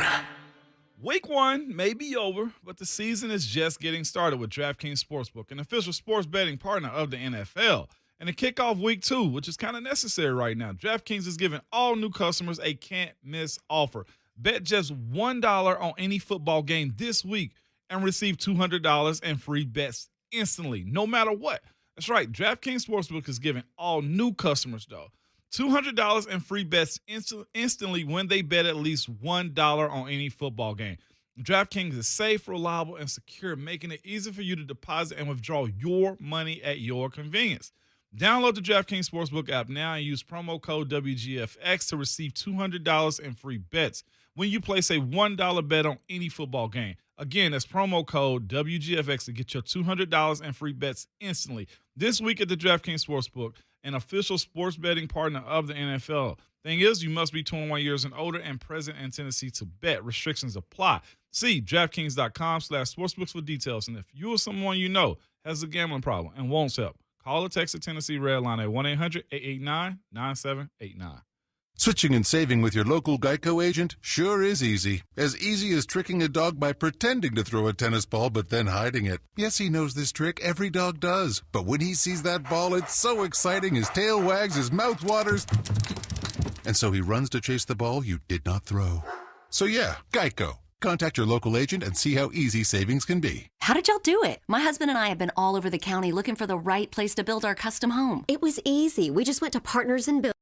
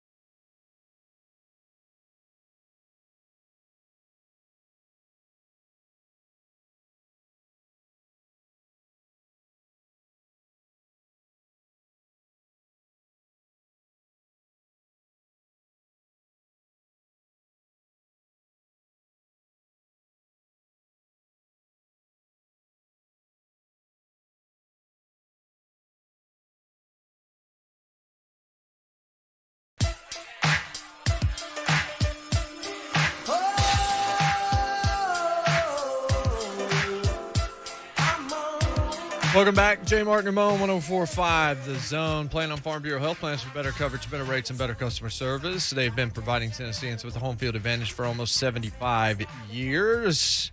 And they make it possible for us to have Dave McGinnis, Coach Mack of Titans Radio, join us every Thursday morning by us. I mean, Ramon Foster, Jonathan Schaefer, Jason Martin on Twitter at JMart and Ramon. Coach, what's going on this morning? I like the fact that I get to come in here on Thursday mornings in person with you guys. I like that. Yeah, it's good. It's good that we're doing that again. That makes it good for me, and I hope you guys like it, and I hope our listeners like it because I love it. And we're fans. We like the luscious locks in person. Yes. Yeah, and I had nothing to do with that. That's all genetics. So, I got good hair and good teeth, and I had nothing to do with it. But, so I know we're going to get into a lot of Titans here, go. But before anything, Waverly and White House. Hey, thank you, JMart, for bringing that up. We are so excited as Titans Radio to be Tigers Radio tonight. We're going to be Tigers Radio tonight. We've been prepping for this ball game just like we prep for our games. I mean, when Mike Keith and Titans Radio do something, we're going to go all in, and this is so great. There's going to be a great crowd there. I mean, I've got a little info as far as to the number of tickets that's been distributed. Wow. This makes me so happy, and because anytime that you can do something, look, I've been in this league for a long time, and Ramon has too, and the job that you have now, JMart, I mean, the platform that you have, whenever you're able to help people, that's really part of it. And it's a huge part of it because all three of us are so blessed with what we've got.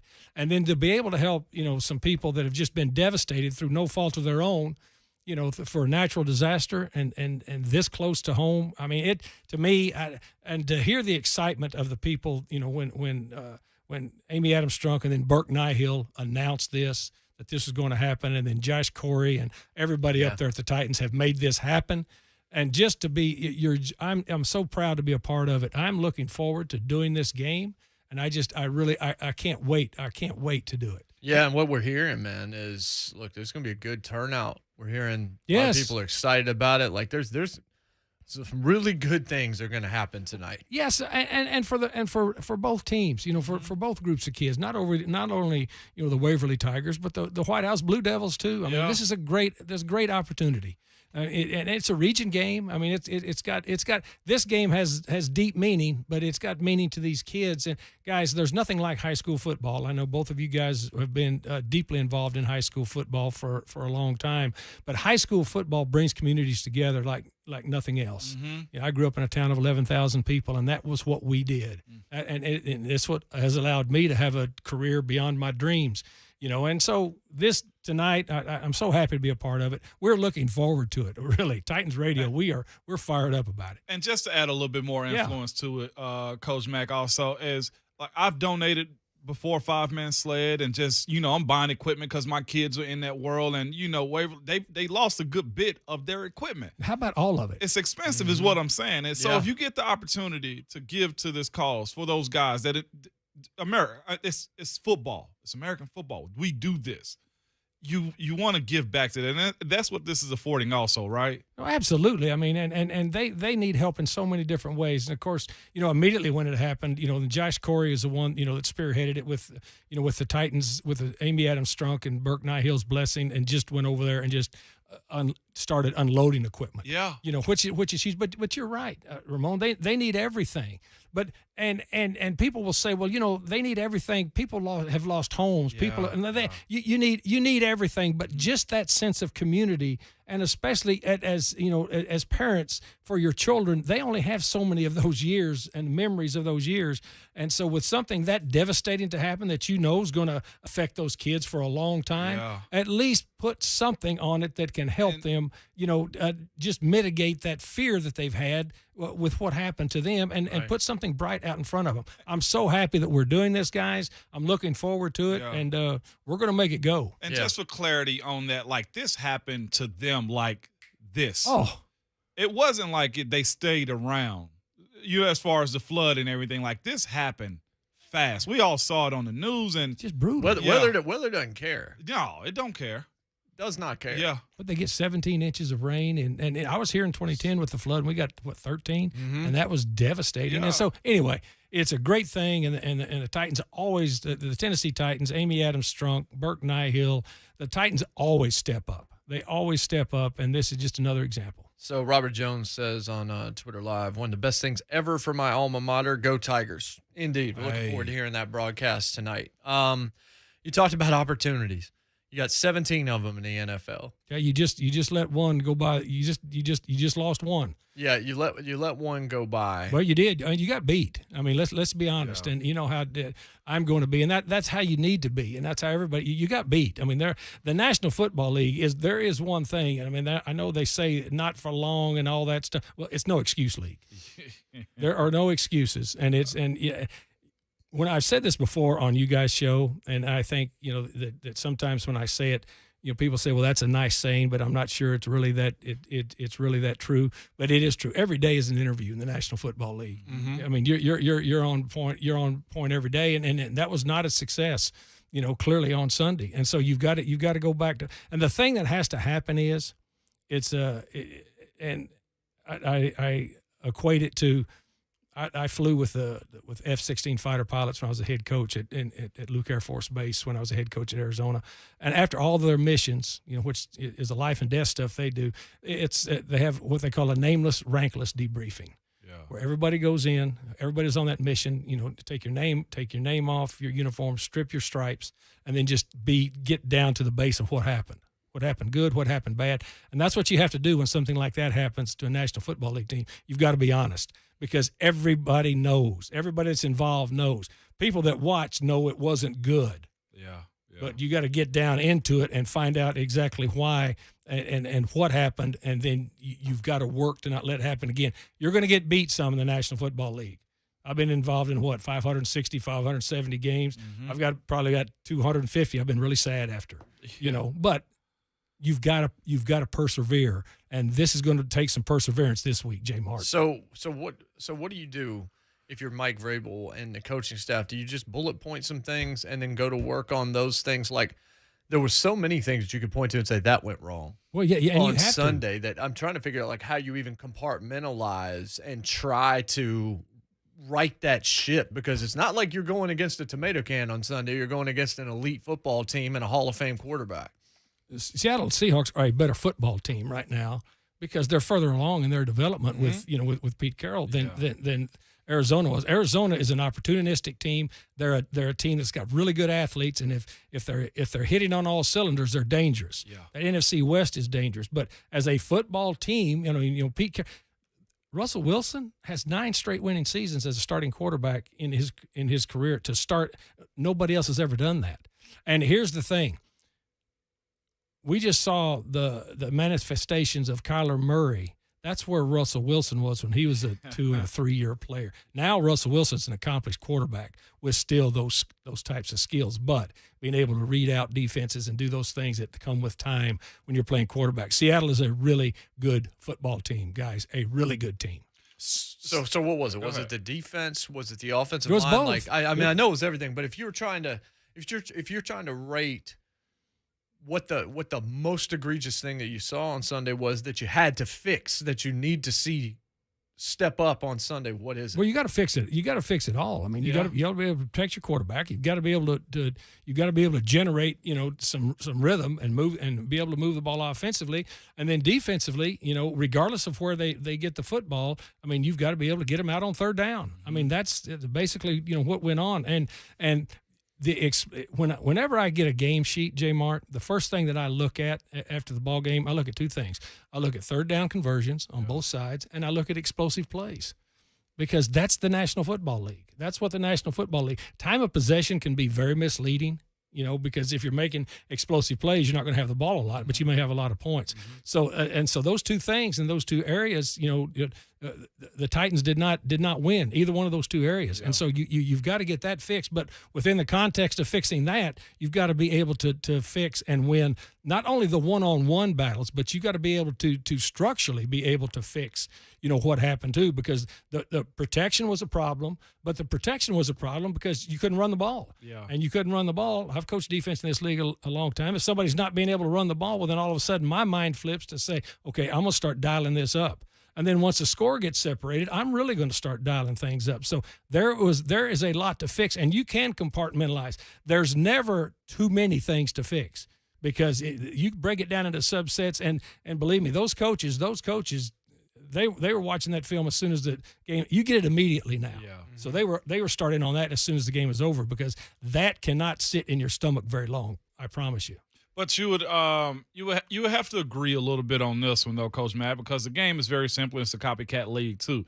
Last week's game against Arizona should have been a really good study tape for this team on how to attack Russell Wilson. Russell Wilson's not as dynamic as Kyler Murray, but Russell Wilson will run for first downs. He will still create. And then they also got this also, and I think we're going to see this trend happen across the league. They still got two really dynamic wide receivers. Same way that we saw Arizona did.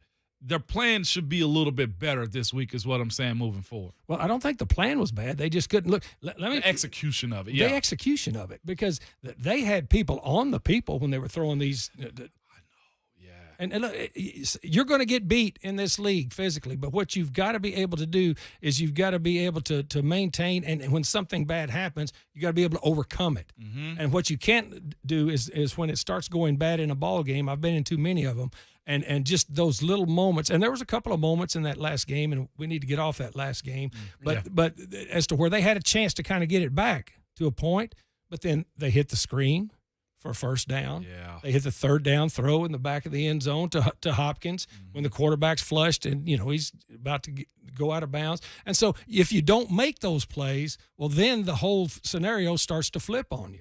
And so that's what you have to be able to do, but you can't. The first thing you don't do is panic, but you don't. You don't make the mistake of saying, "Well, we'll get it fixed." No, you have to get it fixed. Outside of the most obvious, Russell Wilson and his talent, ability, and quarterback acumen, and all of that, where can the Seahawks hurt you? People don't talk about their defense enough. Mm-hmm. Yeah, people don't talk about this defense enough, and they've got some young dudes that can bring some heat. And then Bobby Wagner's one of the best second-level players in this league. And once they got Adams in there, the one thing that Pete Carroll's done, guys, since he's been there, and I've coached against him for a long time in that NFC West, he has brought that defense, that three-zone match, that match zone, cover three match zone with him. And regardless, he's changed offensive coordinators. He has evolved offensively, but it's still been all around Russell Wilson. But he's changed offensive coordinator, but that defense is still his. He's had different defensive coordinators, but that defense is still his. And so bringing Adams in there now with this guy, what he plays in that three-match zone, where he is going to be a guy that's going to be close to the line of scrimmage. They're going to bring him. Sometimes he's going to be that low-hole rat that's going to just crush those transcontinental routes that everybody's running in the NFC West. This is the guy that you have to know where he is, right? Because we saw. I'll tell you what he is, guys. He's a very similar to the way that Vance Joseph was using Budda Baker. Wow. And so, I mean, but Adams got paid a lot of money because he is that guy. And Pete Carroll knew that he needed that part of that defense for Ken Norton Jr. to be able to insert so that they can run this match zone, this cover three match zone that is pretty intricate. It's interesting when you watch it. There are zone beaters that you can run against it, but you have to be able to have, first of all, time for it to develop, and then you have to be able to run the football on them.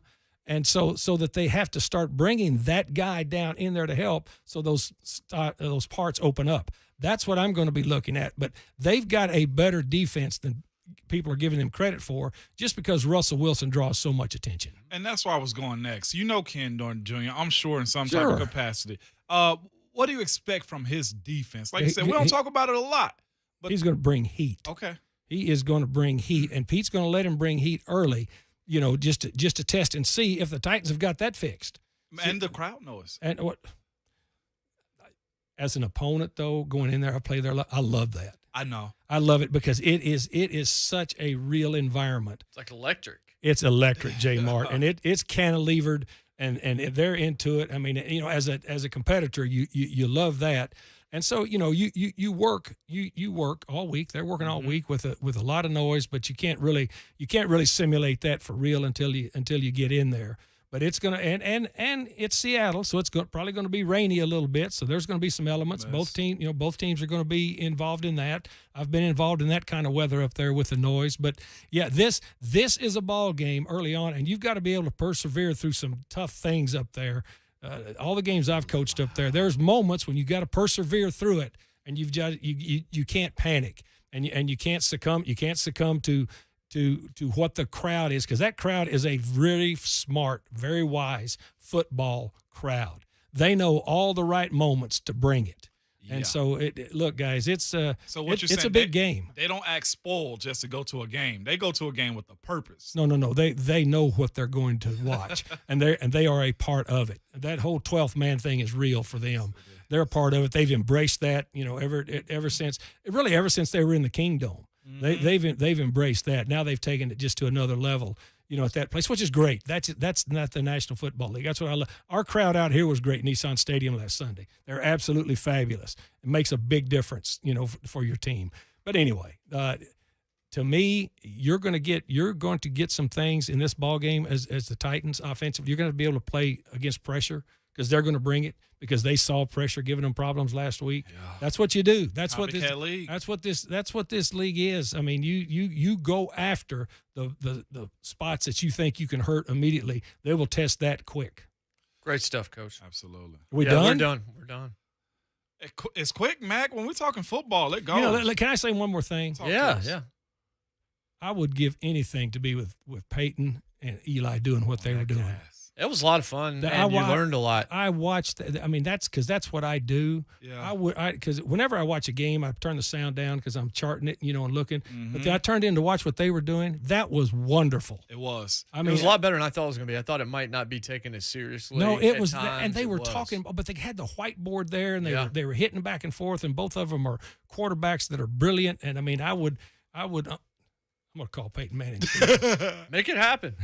I would love. Look, that to me is a dream, to be able to do that, to talk ball like that, and to be able to chart it and not have any time constraints on you. I thought it was wonderful. I mean, kudos to those two guys. They're good. No, it worked out well, and Eli was really good too. Like they were great together, and the guests were perfect. Listening to him and Ray Lewis discussing back and forth, I knew that's what you were doing. I knew that's what Baltimore was doing. That's JMart, that's peeling back the onion about 6 layers, which you love. I mean, you got a guy sitting right here that did it for years, and that's why when we talk, we can sit and talk about that, because that's what happens out there. It doesn't happen in a void in the National Football League. There's conversation going on constantly. If I ask you one question out the door. When you have a bad tape, how long does it follow you in this league? You've got to. It follows you until you get it fixed. It follows you until it get it fixed. And even if you're doing well, you know what people do? Still gonna do that. Let's pull it out and see what happened here. Yeah. Because they're really playing well. They're playing well now, but let's see if we can go find that one opening. That they may not have fixed. They're doing well, so. When you put it on tape in the National Football League, it's there for the world to see. Thanks, Coach. See you guys. Appreciate you, brother. Thank you. We'll be watching Tiger or listening to Tiger Radio. Tonight's going to be Tiger awesome. Radio tonight. Indeed. Titans Radio on Sunday. Healthcare coverage from Farm Bureau Health Plans, like an extra set of pads when you need them the most. They've been protecting Tennesseans since 1947. When we come back, got a bit of a prediction about Sunday's game in advance. There we go. It's either going to be petty or it's going to be positive. We'll see. JMart Ramon, 104.5 The Zone. Besides sports, what's the 3HL's favorite thing? It's the food that goes along with sports. They were yummy. And some loaded tots, too. And the tots with Asian brisket. zing. Asian zing was see, that I'm new flavor. a brisket tots girl right now. You know why you lick the sides of your ice cream sandwich? So it doesn't melt all over you. No. Usually people always say, let me get the other half of that. Yeah. You lick all the sides, they can't ask for the other half. The 3HL with Brent Doherty, Don Davenport, and Ron Slay. Today starting at 3 on 104.5 The Zone. Yeah, I've been wearing glasses since second grade. You notice I'm not wearing them right now. It's because I called LASIK MD, contacted them. I've been wanting to do this for a very, very long time.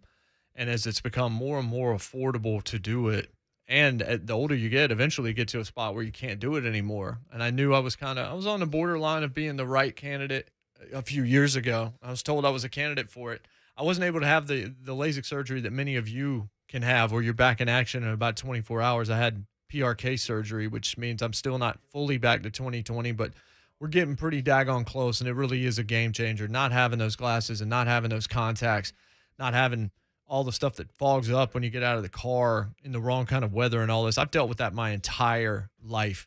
Now, my daughter, who's 5 months, she can't just pull my glasses off my face. She's grabbing everything else. She's grabbing my watch. She's grabbing my nose. I can't breathe anymore. she's just all over the place. And now I can just look at her. I see the world through completely new eyes, my own eyes, with nothing in front of them but the world around me. And it means the world to me. The staff at LASIK MD, Dr. Greenberg's done over 80,000 LASIK procedures. LASIK MD's done over 1 million in North America. And this thing took 10 minutes max. Maybe it was 9. It might have been 8 minutes. No pain at all. They talked to me the entire time. I didn't feel anything. And I walked out the door feeling like it just felt like I was in the future.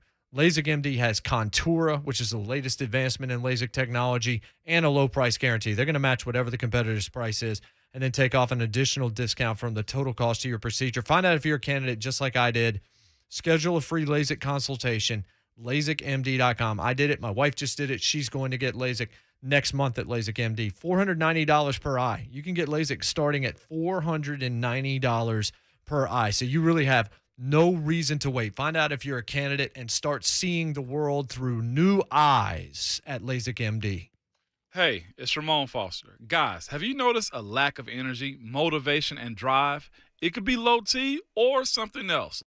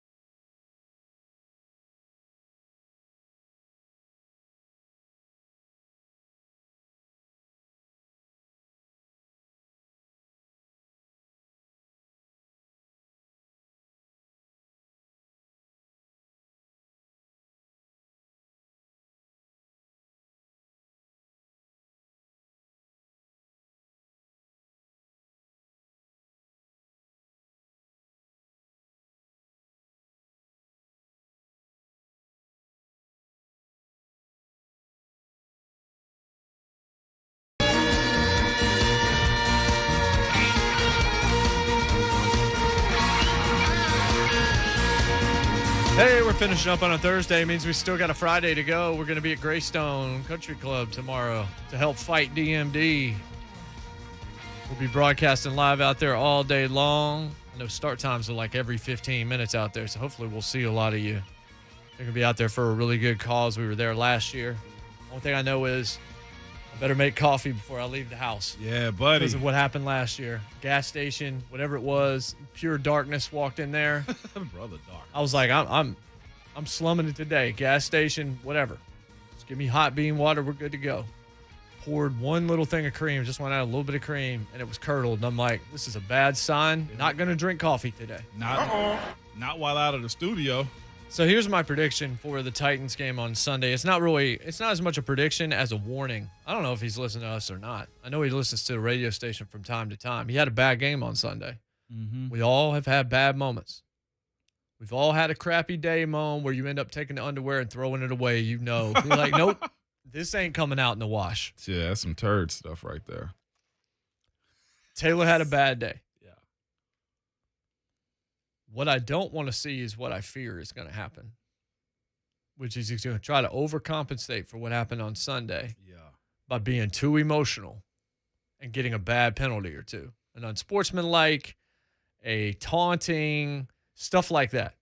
Because I know what kind of talent Taylor Lewan has. Mm-hmm. I also know that he rides that line on emotion. And we've seen him go too far. Mm-hmm. He used to have a real problem getting too many holding penalties. Because he's fighting to the end. Right. Yeah. Right. I'm with you.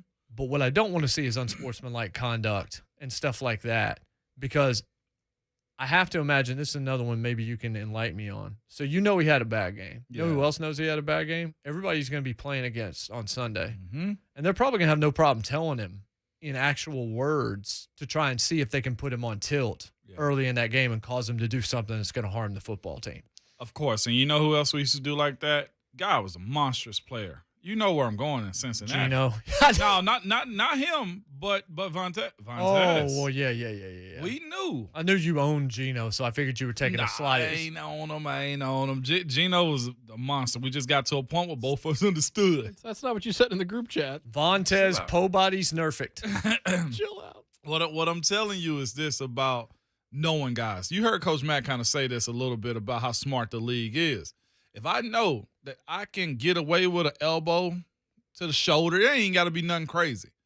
But like you said, if they come up to Taylor and be like, hey, I'm getting mine today too, at some point they can get him out of his game. And being on the road in that crowd, he doesn't want to play with emotions this week. Mm-hmm. He got to be level-headed. That's it. I mean, he just has to just go play. You can't afford 15s. No, that's my fear. Okay. I called it a prediction because I told you in chat, I'm like, I'm waiting for this to happen. I want to see if Taylor can play within himself, stay within himself, and get back to helping the football team. Because, look, he can't go back and replay that 60 minutes, but he's got another 60, and he's hopefully got 15 more after that where he's healthy, feels a little bit better. Maybe he's more confident in his leg after one game where he didn't, fall apart and crumble underneath it or whatever like that. But if he goes out there and plays with too much emotion, he's going to hurt the team in a way that could be catastrophic for him. This is the other thing too behind this. I think just listen to the fan base this week, and I'm new to it, but I know Taylor. I follow him for a while. But just hearing the fans' perspective of him, they love him. Everything that he brings up, they bought into the dad thing, all of that, which is, hey, I salute y'all for letting him be your dad. That's y'all. But what I say is this. I think now this fan base is at a point to where they're kind of like, okay, we want to see the football you. We want to see that dominant guy. We want to see this franchise leader. And if they do get Seattle this weekend and he plays well, say nothing. Yeah, exactly. I 1,000,000% agree with that. Just act like it was exactly what you expected to do and move on. A proper response. Agreed. Right, completely agreed. That's exactly what should happen. Yeah. And again, it's the exact opposite of what you would expect him to do, which is why it will become more like, wait, why isn't he touting? I told you I'd be able to come back. And I was like, no. Yeah, no. All them darts that you got thrown your way, them people going to come to that board and pull that out. Man, my bad. You're a true pro. We respect you. We love you. Be that dude. You know? And I ain't telling him to be outside himself or suggesting that. But if that were to happen, they win and he has, let's go public perception, a great PFF grade, a bounce back.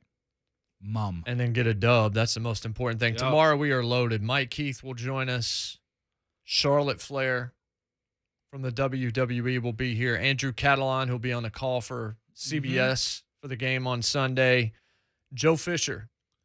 We'll talk Tennessee Tech and the Vols. Really looking forward to having Joe on the program tomorrow. We'll get you our predictions for exactly what we think is going to happen in week 2. It is a busy, busy show. Enjoy the rest of your Thursday. We'll come back ready for Bear, and we still didn't talk Bel Air. Friday be even better. Oh, we're going to get into it. I got thoughts. And tots. And pairs. For Ramon Foster, for Jonathan Schaefer, I'm Jason Martin. Buck Rising is coming up next. We're on Twitter at JMart and Ramon. Have a wonderful Thursday. And remember, your Twitter fingers and your mic are always hot, Make sure you eat that corn horizontally.